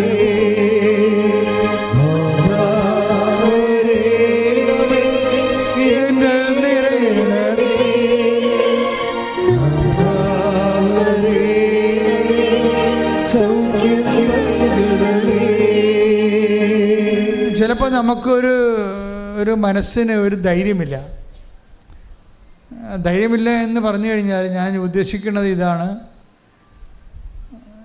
ഇപ്പോൾ ഒത്തിരി കൊതിച്ചിട്ട് ഇപ്പോൾ ചിലർക്ക് എൻ്റെ അടുത്ത് ഒരു ലിസ്റ്റ് തരും, അച്ഛാ ഞങ്ങൾ പിരിഞ്ഞ് താമസിക്കുകയാണ് അച്ഛാ, എന്നാലും ഞങ്ങൾക്കൊന്ന് കൂടി താമസിക്കാൻ ആഗ്രഹമുണ്ട്, പക്ഷേ എന്തെങ്കിലും അമ്മ ചെയ്തേ പറ്റത്തുള്ളൂ. അപ്പോൾ ഭയങ്കര കൊതിയാണ്. എന്തോ ഒരു പ്രത്യേക കാലത്ത് അവർ പിരിഞ്ഞു പോയതാണ്, ഭാര്യയും ഭർത്താവും. പക്ഷെ ഇപ്പോൾ ചിന്തിച്ചിട്ട് പ്രത്യേകം അങ്ങനെ പിരിയേണ്ട ഒരു കാര്യമായിട്ട് ഉണ്ടായിട്ട് തോന്നണില്ല. ഒന്ന് ക്ഷമിച്ചാൽ മതിയായിരുന്നു, അല്ലെങ്കിൽ കണ്ടില്ലെന്ന് വെച്ചാൽ മതിയായിരുന്നു. പക്ഷെ അങ്ങനെ ഒത്തില്ല. അങ്ങനെ അബദ്ധങ്ങളെല്ലാം പഴയ കാലങ്ങളിൽ സംഭവിച്ചു പോയി. അത് വേണമെങ്കിൽ ക്ഷമിച്ചാൽ മതിയായിരുന്നു, നമ്മുടെ ജീവിതം പോകത്തില്ലായിരുന്നു. അപ്പം അങ്ങനെ ഉള്ളവരെ ജീവിതം കൈവിട്ടു പോയി അത് തിരിച്ച് പിടിക്കണമെന്ന് ആഗ്രഹമുള്ള പലരുണ്ട്. ചിലപ്പോൾ ഒരു വാക്ക്, ചിലപ്പോൾ ആ പേപ്പർ എനിക്ക് കിട്ടിയിരുന്നെങ്കിൽ ആ ജോലി ഇന്നതിനെ കിട്ടിയേരം, അത് സമയത്ത് പിറ്റേ ദിവസമാണ് അല്ലെങ്കിൽ പിറ്റേ ആഴ്ചയിലാണ് പോസ്റ്റ്മാൻ തന്നത്, അല്ലെങ്കിൽ ഞാൻ ഇമെയിൽ കണ്ടത്, അങ്ങനെ നഷ്ടപ്പെട്ടു പോയി എന്ന് പറഞ്ഞാൽ അത് ഓർത്ത് ഇപ്പം തന്നെ അത് ഓർത്ത് ഇപ്പോഴും അത് തന്നെ ഓർത്ത് വേറെ ഒന്നും ചെയ്യാതെ വിഷമിച്ചിരിക്കുന്ന കാലം കഴിഞ്ഞു പോയല്ലോ എന്നൊക്കെ വിചാരിച്ചുകൊണ്ട് കാലം കഴിഞ്ഞു പോയെന്ന് നിരാശപ്പെട്ടിരിക്കുന്ന മക്കളുണ്ട്. അവരുടെ മേലെല്ലാം കർത്താവിൻ്റെ വിശുദ്ധ രക്തം, മരിച്ചുയർത്തെഴുന്നേറ്റവൻ്റെ ഉത്ഥാനത്തിൻ്റെ ശക്തിയുടെ രക്തം പടരട്ടെ. ശ്രുതികട്ടെ. ഓൺലൈനിലുള്ള ശ്രദ്ധിക്കുക, നിങ്ങളുടെ മേൽ കർത്താവിൻ്റെ ഉത്ഥാനത്തിൻ്റെ ശക്തിയുടെ രക്തം പടരുന്നത്. ശ്രുതികട്ടെ. ഹല്ലേലൂയ.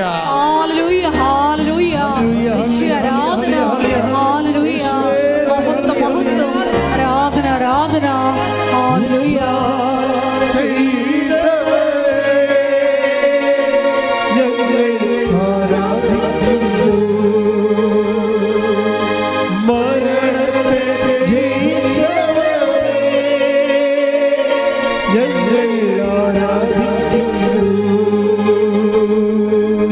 ഒത്തിരി പേര് വീടും കൂടുമൊക്കെ ചുറ്റും അതുപോലെ തന്നെ വിറ്റും പണയപ്പെടുത്തി വെക്കുക.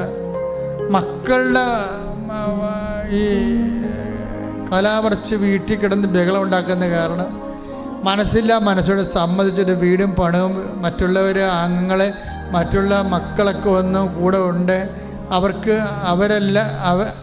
കിട്ടേണ്ടത് പോലും കിട്ടാത്ത രീതിയിൽ ആ ശാഠ്യം കാരണം ചില തീരുമാനങ്ങൾ വീട് വിൽപ്പനയെക്കുറിച്ചും അതുപോലെ തന്നെ സ്ഥല വിൽപ്പനയെക്കുറിച്ചൊക്കെ ചിന്തിച്ച് ആരെങ്കിലും ഒരു മകനും മകൾക്ക് വേണ്ടി കുടുംബം മുഴുവനും ബലിയാകേണ്ട രീതിയിലുള്ള അന്ധമായ തീരുമാനങ്ങൾ എടുക്കാൻ പറ്റാതെ എടുക്കാതെ നിവൃത്തിയില്ലാത്ത രീതിയിൽ അകപ്പെട്ടിരിക്കുന്ന മാതാപിതാക്കന്മാരും വീട്ടുകാരും ഉണ്ട്.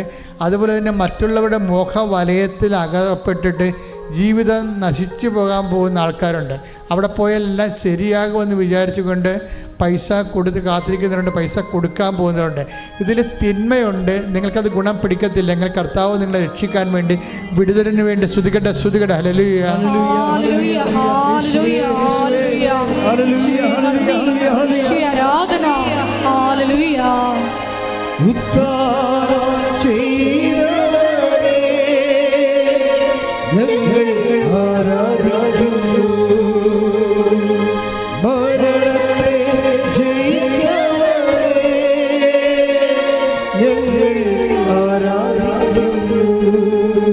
പരിശുദ്ധ പരമ ദിവ്യകാരുണ്യത്തിന്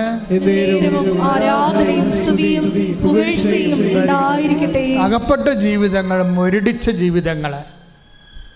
ഇപ്പം ഇന്നലെ ഒരു സാക്ഷി ഇവിടെ ഉണ്ടായിരുന്നു. അച്ഛൻ്റെ അഭിപ്രായം, നിങ്ങളെ പ്രതീക്ഷകളെ ഇപ്പം ഞാൻ പറഞ്ഞ ലേഡിക്ക് ഗർഭപാത്രം പോലും ഇല്ല, അവൾ ചെറുപ്പക്കാരത്തിയാണ്. എന്നിട്ട് അവർ ദൈവത്തിൽ വിശ്വസിച്ച് സന്തോഷിച്ച് ജീവിക്കുക. അവർ അങ്ങനെ അതായത് എന്തെങ്കിലും നഷ്ടപ്പെട്ടെന്ന് വിചാരിച്ചുകൊണ്ട് ജീവിതം പോയത് നിങ്ങൾ തീരുമാനിക്കരുത്. ദൈവം നഷ്ടപ്പെട്ടാൽ മാത്രമേ ജീവിതം പോകത്തുള്ളൂ, അല്ലെങ്കിൽ ജീവിതം പോകത്തില്ല. ദൈവത്തെക്കാൾ നിങ്ങളുടെ ജീവിതത്തെക്കാൾ വലുതാണ് ദൈവം. ശ്രുതികട്ടെ. ഹല്ലേലൂയ.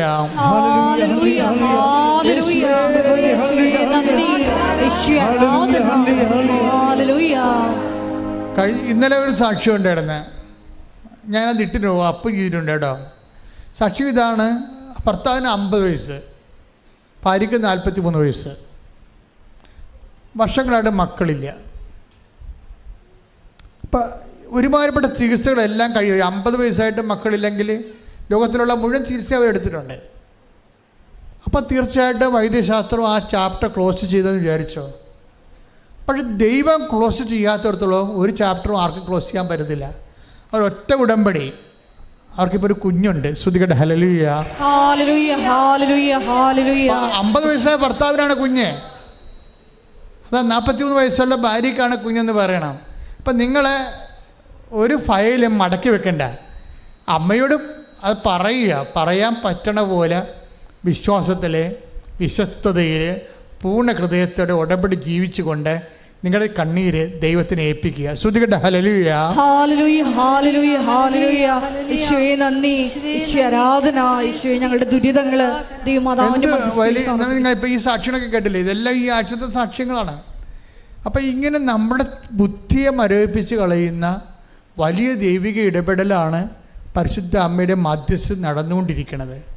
അപ്പം അതുകൊണ്ട് തന്നെ എൻ്റെ മക്കൾ ഇങ്ങനെ രുചിച്ച് നോക്കാതെ, കറിക്ക് ഉപ്പ് നോക്കണ പോലെ ഉടമ്പടിക്ക് ഉപ്പ് നോക്കാതെ, മര്യാദക്ക് അതിൻ്റെ കറക്റ്റ് കാര്യങ്ങളും അതിൻ്റെ അരുവി മനസ്സിലാക്കിയിട്ട് ഉടമ്പടിയിൽ അങ്ങോട്ട് പൂർണ്ണമായിട്ട് സമർപ്പിതരാകാൻ വേണ്ടിയും ഉടമ്പടി പ്രകാരം ജീവിക്കാൻ വേണ്ടി തീരുമാനിച്ചുകൊണ്ട് ദൈവത്തിൻ്റെ സ്വന്തമാകുക. ശ്രുതികട്ടെ ശ്രുതികട്ടെ.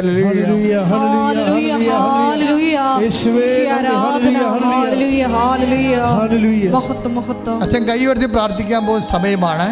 ജോലി, വീട്, വിവാഹം, ജീവിതം, തടസ്സം, കേസ്, ഡൈവേഴ്സ്, വിദേശ ജോലി, നിങ്ങളുടെ രോഗങ്ങൾ, അതുപോലെ കുടുംബത്തിൻ്റെ സമാധാനം ഇല്ലാത്ത അവസ്ഥകൾ, വീട് പണി തകിടം മറിഞ്ഞിരിക്കുന്നത്, അതിൻ്റെ പണം വേറെ എടുത്ത് ചിലവാക്കിയിട്ട് ഇപ്പോഴ് കടക്കാരായി ഇരിക്കുന്നവരും, പലതരത്തിലും പട്ടിണികൾ പോലും അനുഭവിക്കുന്ന ആൾക്കാരുണ്ട്. അവരെല്ലാം ഓർത്ത് പ്രാർത്ഥിക്കാൻ പോകുന്നു. പിരിഞ്ഞ് താമസിക്കുന്നവരെ, ഐക്യപ്പെടാൻ ആഗ്രഹിക്കുന്നവർ, മക്കളില്ലാത്തവർ, മക്കൾ ദുർനടപ്പിൽ പെട്ടുപോയവർ, മക്കൾ ചീത്ത പ്രണയങ്ങളിൽ അകപ്പെട്ട് ജീവിതം പോയവർ, മക്കൾ വഴിവിട്ടു പോയവർ ഒക്കെ തിരിച്ചു വരാൻ വേണ്ടി ആഗ്രഹിക്കുന്നവരുണ്ട്. വലിയ മാരകമായ വിഷത്തിൽ, അതുപോലെ തന്നെ ശീലത്തിലും കഞ്ചാവ് പോലെയുള്ള പലതരത്തിലുള്ള ദുശീലങ്ങൾ അകപ്പെട്ടു പോയവർ, ഇങ്ങനെയുള്ള എല്ലാ ആൾക്കാർക്കും വേണ്ടി പ്രാർത്ഥിക്കുന്ന സമയമാണ്. എൻ്റെ മക്കളെ അതിശക്തമായി സൂചിച്ചാൽ മതി. ആ പരിശുദ്ധ അമ്മ ഇടപെട്ടുകൊണ്ട് നിങ്ങൾക്കും ഈ ആൾക്കാർക്ക് ഒരു സാക്ഷ്യം പറയാൻ പറ്റുന്നൊരു ദിവസമുണ്ട്. ശ്രുതികട ഹല്ലേലൂയ. കർത്താവ് നിന്റെ ഉന്നതമായ നാമത്തിന് സ്വന്തം. കർത്താവ് നിന്റെ വിശുദ്ധ പൗരോഹിത്യത്തെ മഹത്വപ്പെടുത്തണം. കർത്താവ് സഭയിലുള്ള സാന്നിധ്യം പ്രകടമാക്കണം. കർത്താവ് നിന്റെ വിശുദ്ധ തേവരത്താൽ, വിശുദ്ധ രക്തത്താൽ ഓരോ മകനെയും മകളെയും തളിക്കണമേ. ജപ്തി നടപടികൾ, കർത്താവ് വിൽക്കാനുള്ള സ്ഥലങ്ങൾ, വിൽപ്പനയ്ക്ക് ദോഷമുള്ളവർ, കർത്താവ് വാങ്ങാൻ ആളില്ലാത്തവർ, വാടക കയറിയിട്ട് കർത്താവ് വാടക ഒഴിയാത്തവർ, കർത്താവ് അങ്ങനെ പലതര വിഷയങ്ങളിൽ വിദ്യാഭ്യാസ ജോലി നഷ്ടപ്പെട്ടവർ, വിദ്യാഭ്യാസം കിട്ടാതെ അവിടെ വേദനിക്കുന്നവർ, വിഷമിക്കുന്നവർ, അകപ്പെട്ടു പോയവർ, ജയിലിലായിരിക്കുന്നവർ, കർത്താവ് ഇങ്ങനെ ഓരോവിധ വിവാഹ ദോഷങ്ങളുള്ളവർ, മക്കളില്ലാത്തവർ, കർത്താവ് വഴിയില്ലാത്തവർ, വീടില്ലാത്തവർ, സ്ഥലമില്ലാത്തവർ, കുടുംബത്തിൽ സമാധാനമില്ലാത്തവർ, എല്ലാ തരത്തിലും വേദന അനുഭവിച്ചൊരു കർത്താവെ, മനസ്സ് ഇടിഞ്ഞു പോയവർ, ജീവിതം മുരടിച്ചവർ, യേശു ക്രിസ്തുവിൻ്റെ ഉന്നതമായ നാമത്തിൽ മാർഗ തടസ്സങ്ങൾ, ജീവിത എല്ലാ രോഗങ്ങൾ യേശുവിൻ്റെ നാമത്തിൽ മാറിപ്പോകട്ടെ. ശ്രുതികട്ടെ. എല്ലാ ജീവിത തടസ്സങ്ങളും രോഗങ്ങളും ദുരിതങ്ങളും സുഖപ്പെട്ടുകൊണ്ട് ഈശ്വരന്റെ നാമം രാവിലയിലൂടെ മഹത്വപ്പെടുത്തണമേ.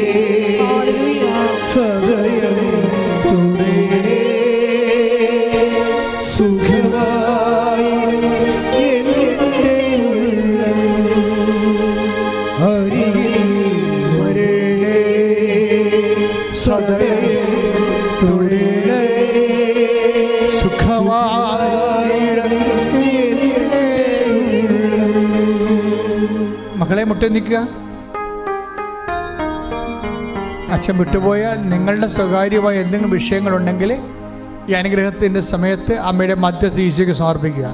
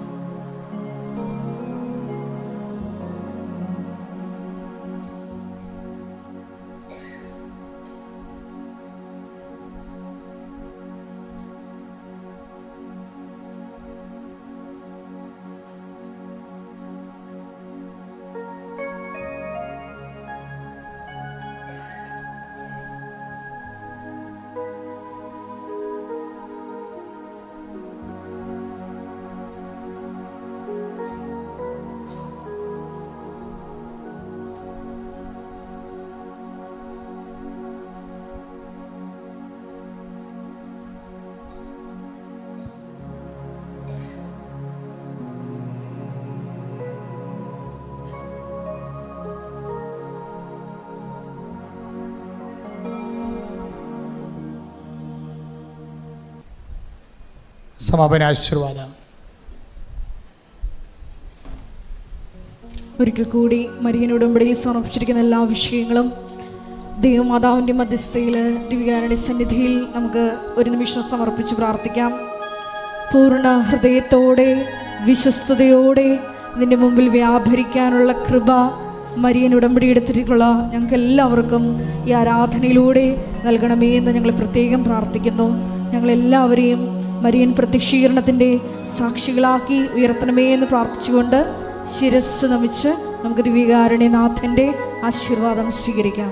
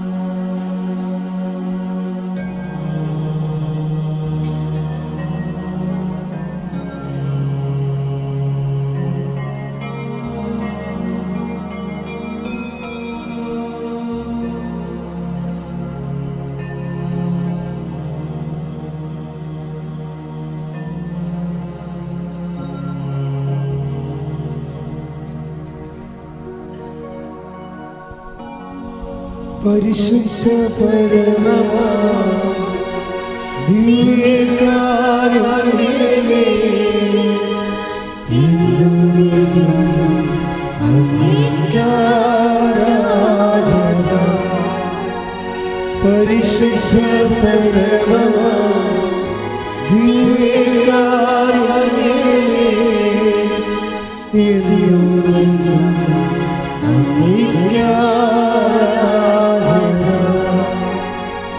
പരിശുദ്ധ പരമമാ ദിവ്യകാരുണ്യമേ, ഇന്നും അങ്ങേക്കാരാധന.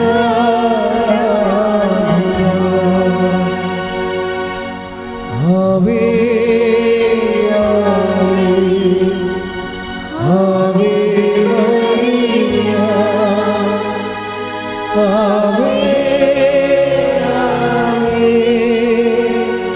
ആവേ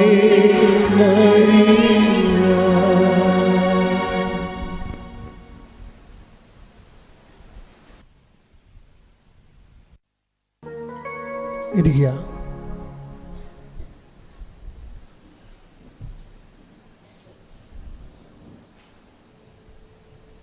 അറിയിപ്പുകൾ. ഒന്നാമത്തെ അറിയിപ്പ്, എൻ്റെ പ്രിയപ്പെട്ടവരെ, നമ്മുടെ പ്രേക്ഷിത വേലയുടെ പ്രധാനപ്പെട്ട ഭാഗങ്ങളാണ് പത്രത്തിൻ്റെ പ്രേക്ഷിത പ്രവർത്തനം. കർത്താവിനെ അറിയാത്ത അറിയിക്കുകയും അറിഞ്ഞൊരു ആഴപ്പെടുത്തുകയും ചെയ്യാൻ ഉടമ്പടി പ്രകാരം നമ്മൾ സ്നേഹത്തോടെ ദൈവസ്നേഹത്തോടെയാണത് കൊടുക്കുന്നത്. വലിയ സാക്ഷ്യങ്ങളാണ് പ്രേക്ഷിത പ്രവർത്തനം ചെയ്യുന്നവർ പ്രത്യേകിച്ച് പറയണത്. അതുപോലെ തന്നെ നിങ്ങൾക്ക് ചെയ്യാവുന്ന ശുശ്രൂഷയാണ് യൂട്യൂബിലെ സാക്ഷ്യം ഷെയർ ചെയ്യുന്നത്. അതുപോലെ തന്നെ ഈ ഉടമ്പടി ധ്യാനം നിങ്ങൾ വീണ്ടും വീട്ടിൽ ചെന്ന് കൂടിയിട്ട് ഇത് ഷെയർ ചെയ്യണമെന്ന് പ്രത്യേകം ഓർപ്പിക്കുന്നു. ഒത്തിരി പേര് ഇതിൻ്റെ ഭാഗങ്ങൾ വെട്ടിയിടുന്നുണ്ട്. അതും സുവിശേഷ പ്രവർത്തനത്തിൻ്റെ വലിയൊരു സാക്ഷ്യ ശുശ്രൂഷയാണ്. അതിൻ്റെ കട്ട് ചെയ്ത് ചെറിയ ചെറിയ പീസുകളായിട്ട് ധ്യാനത്തിൻ്റെയും സാക്ഷ്യത്തിൻ്റെയും ഭാഗങ്ങൾ മറ്റുള്ളവർ ഇടുന്നുണ്ട്. അത് സ്വാഗതാർഹമാണ്. ദൈവം നിങ്ങൾ അനുഗ്രഹിക്കട്ടെ എന്ന് പ്രത്യേകം പ്രാർത്ഥിക്കുകയും ചെയ്യുന്ന ചില വാട്സപ്പിൻ്റെ സ്റ്റാറ്റസായിട്ട് ഇടുന്നുണ്ട്. എന്തായാലും എന്ത് ചെയ്താലും ചെയ്യുമ്പോൾ പ്രാർത്ഥിച്ചുകൊണ്ട് ചെയ്യണം. അതായത് മറ്റുള്ളവർക്ക് കർത്താവിനെ കൈമാറാൻ വേണ്ടിയുള്ള സുവിശേഷ വേലയുടെ അരൂപിയിലാണ് പ്രാർത്ഥന ചെയ്യേണ്ടത്. ഇന്നും എനിക്കൊരു കംപ്ലൈൻറ്റ് വന്ന് ആരോഗ്യ വീണ്ടും പുറത്തുള്ളവരെ അച്ഛൻ്റെ ഫേക്ക് അക്കൗണ്ട് ഉണ്ടാക്കി എൻ്റെ അതേ ചിത്രങ്ങളൊക്കെ വെച്ചിട്ട് പൈസയ്ക്ക് വേണ്ടി അപേക്ഷിക്കുകയും പൈസ ആവശ്യപ്പെടുകയും ചെയ്യുന്നു. അതെല്ലാം കള്ളത്തരമാണ്. നിങ്ങളതിൻ്റെ തലവെക്കരുതെന്ന് പ്രത്യേകം ഓർപ്പിക്കുന്നു. മൂന്നാമത്തെ അറിയിപ്പ്, അമ്മയ്ക്കൊരു മുറി, എൻ്റെ സ്വന്തം പ്രാർത്ഥനാ മുറി എന്നുള്ള തീർത്ഥാടകരുടെ പ്രോജക്റ്റ് വർക്ക് നടന്നുകൊണ്ടിരിക്കുകയാണ്. അപ്പം അതിന് ഇനിയും മുറി ആവശ്യമുള്ളവരെ 5 വർഷത്തേക്ക് ഫ്രീ ആയിട്ട് ആ മുറി കിട്ടും നമുക്ക്. അതുപോലെ തന്നെ 1 വർഷം 4 ദിവസം, അങ്ങനെ 5 വർഷത്തേക്ക് ഫ്രീ ആയിട്ട് മുറി ഉപയോഗിക്കാനുള്ള തീർത്ഥാടകർക്കുള്ള ഓപ്ഷനാണത്. അങ്ങനെ ആവശ്യമുള്ളവർ, മുറി ആവശ്യമുള്ളവർ 9447696815 വിളിച്ച് അതിൻ്റെ കാര്യകാരണങ്ങൾ തിരക്കേണ്ടതാണ്. അച്ഛനെ കാണാൻ ആഗ്രഹിക്കുന്നവരെ, കാണണമെന്ന് പറഞ്ഞ് സീരിയസ് ആയിട്ട് വരുന്ന ആൾക്കാർ വ്യാഴവും ഞായറും വരരുത്. മറ്റുള്ള ദിവസങ്ങളിൽ അച്ഛൻ ആൾക്കാരെ കാണുന്നതാണ്. അത് രാവിലെയാണ് എപ്പോഴും നിങ്ങൾ എത്തേണ്ടത്. അങ്ങനെ അച്ഛൻ കാണാൻ ആഗ്രഹിക്കുന്ന കാര്യം, എൻ്റെ ഷെഡ്യൂളെന്ന് പറയണത് അച്ഛനൊരു 11 മണിക്ക് ആണ്, 11 തൊട്ട് 12 വരെയുള്ള സമയത്ത് ഏത് സമയത്ത് ആൾക്കാരെ വരാം. അപ്പം നിങ്ങൾ ആദ്യത്തെ പ്രാർത്ഥനയ്ക്ക് കൂടി ആദ്യം ഉടമ്പടി ചെയ്ത്, ഫസ്റ്റ് ബാച്ച് ഉടമ്പടി ചെയ്ത് അച്ഛനെ കാണാനുള്ള ചീട്ടൊക്കെ വാങ്ങിച്ച് നിൽക്കുമ്പോൾ കൃത്യമായിട്ട് അവരെ കാണും. ഉച്ചക്കുള്ള 2 മണി തൊട്ട് 2:30, 3 മണി വരെ ഏത് സമയത്തും അൽത്താരയിൽ. രാവിലെയുള്ള ശുശ്രൂഷ നീണ്ടുപോകുന്ന അനുസരിച്ചാണ് ഉച്ചക്കുള്ള ശുശ്രൂഷ. ചിലപ്പോൾ 2 മണിക്ക് തുടങ്ങാം അൽത്താരയിൽ, ചിലപ്പോൾ 2:30 തുടങ്ങാം. ഇപ്പോൾ 2-2:30 എന്ന രീതിയിലാണ് തുടങ്ങണത്. അതുകൊണ്ട് 2ാം ബാച്ചിൽ കയറുന്നവർക്കും അച്ഛനെ കാണാനുള്ള അവസരം ഉണ്ടാകുന്ന രീതിയിലാണ് ഉച്ച കഴിഞ്ഞ് വെച്ചിരിക്കുന്നത്. പക്ഷെ അത് 3 മണിയാകുമ്പോൾ തീരും അത്, അല്ലെങ്കിൽ 3:30. സാധാരണ 4 മണി വരെയൊക്കെ വരുന്ന കാണാം. അതുകൊണ്ട് ഞാൻ എന്താ പറയണമെന്ന് വെച്ച് കഴിഞ്ഞാൽ, കാണാൻ ആഗ്രഹിച്ചിട്ടുള്ളവർ 1ാമത്തെ പ്രാർത്ഥനയ്ക്ക് വരികയാണ് എപ്പോഴും അവർക്ക് നല്ലത്. അവിടെ പുതുക്കിയവർക്ക് പിന്നെ പ്രശ്നമില്ല, അവർക്ക് വന്ന് പുതുക്കിയിട്ട് നേരെ പോയി ചീട്ടെടുത്താൽ കാണാൻ പറ്റും. ഞാൻ ഫസ്റ്റ് ഫ്രഷ് ഹാൻഡായിട്ടുള്ളവർ, ആദ്യമായിട്ടും വരുന്നവർക്ക് കാണാനുള്ള അവസരമുണ്ട്. പക്ഷെ അവർ ആദ്യത്തെ പ്രാർത്ഥനയ്ക്ക് തന്നെ വന്ന് ഉടമ്പടി കൂടി ചീട്ട് വാങ്ങിച്ച് കാണേണ്ടതാണ്. അവർ വരുമ്പോൾ രേഖകളെല്ലാം എവിടെയെങ്കിലും ഉണ്ടാകണം. അച്ഛൻ്റെ അടുത്ത് വരുമ്പോഴും മാതാവിൻ്റെ അടുത്ത് സമർപ്പിക്കണം രേഖകളാണ്.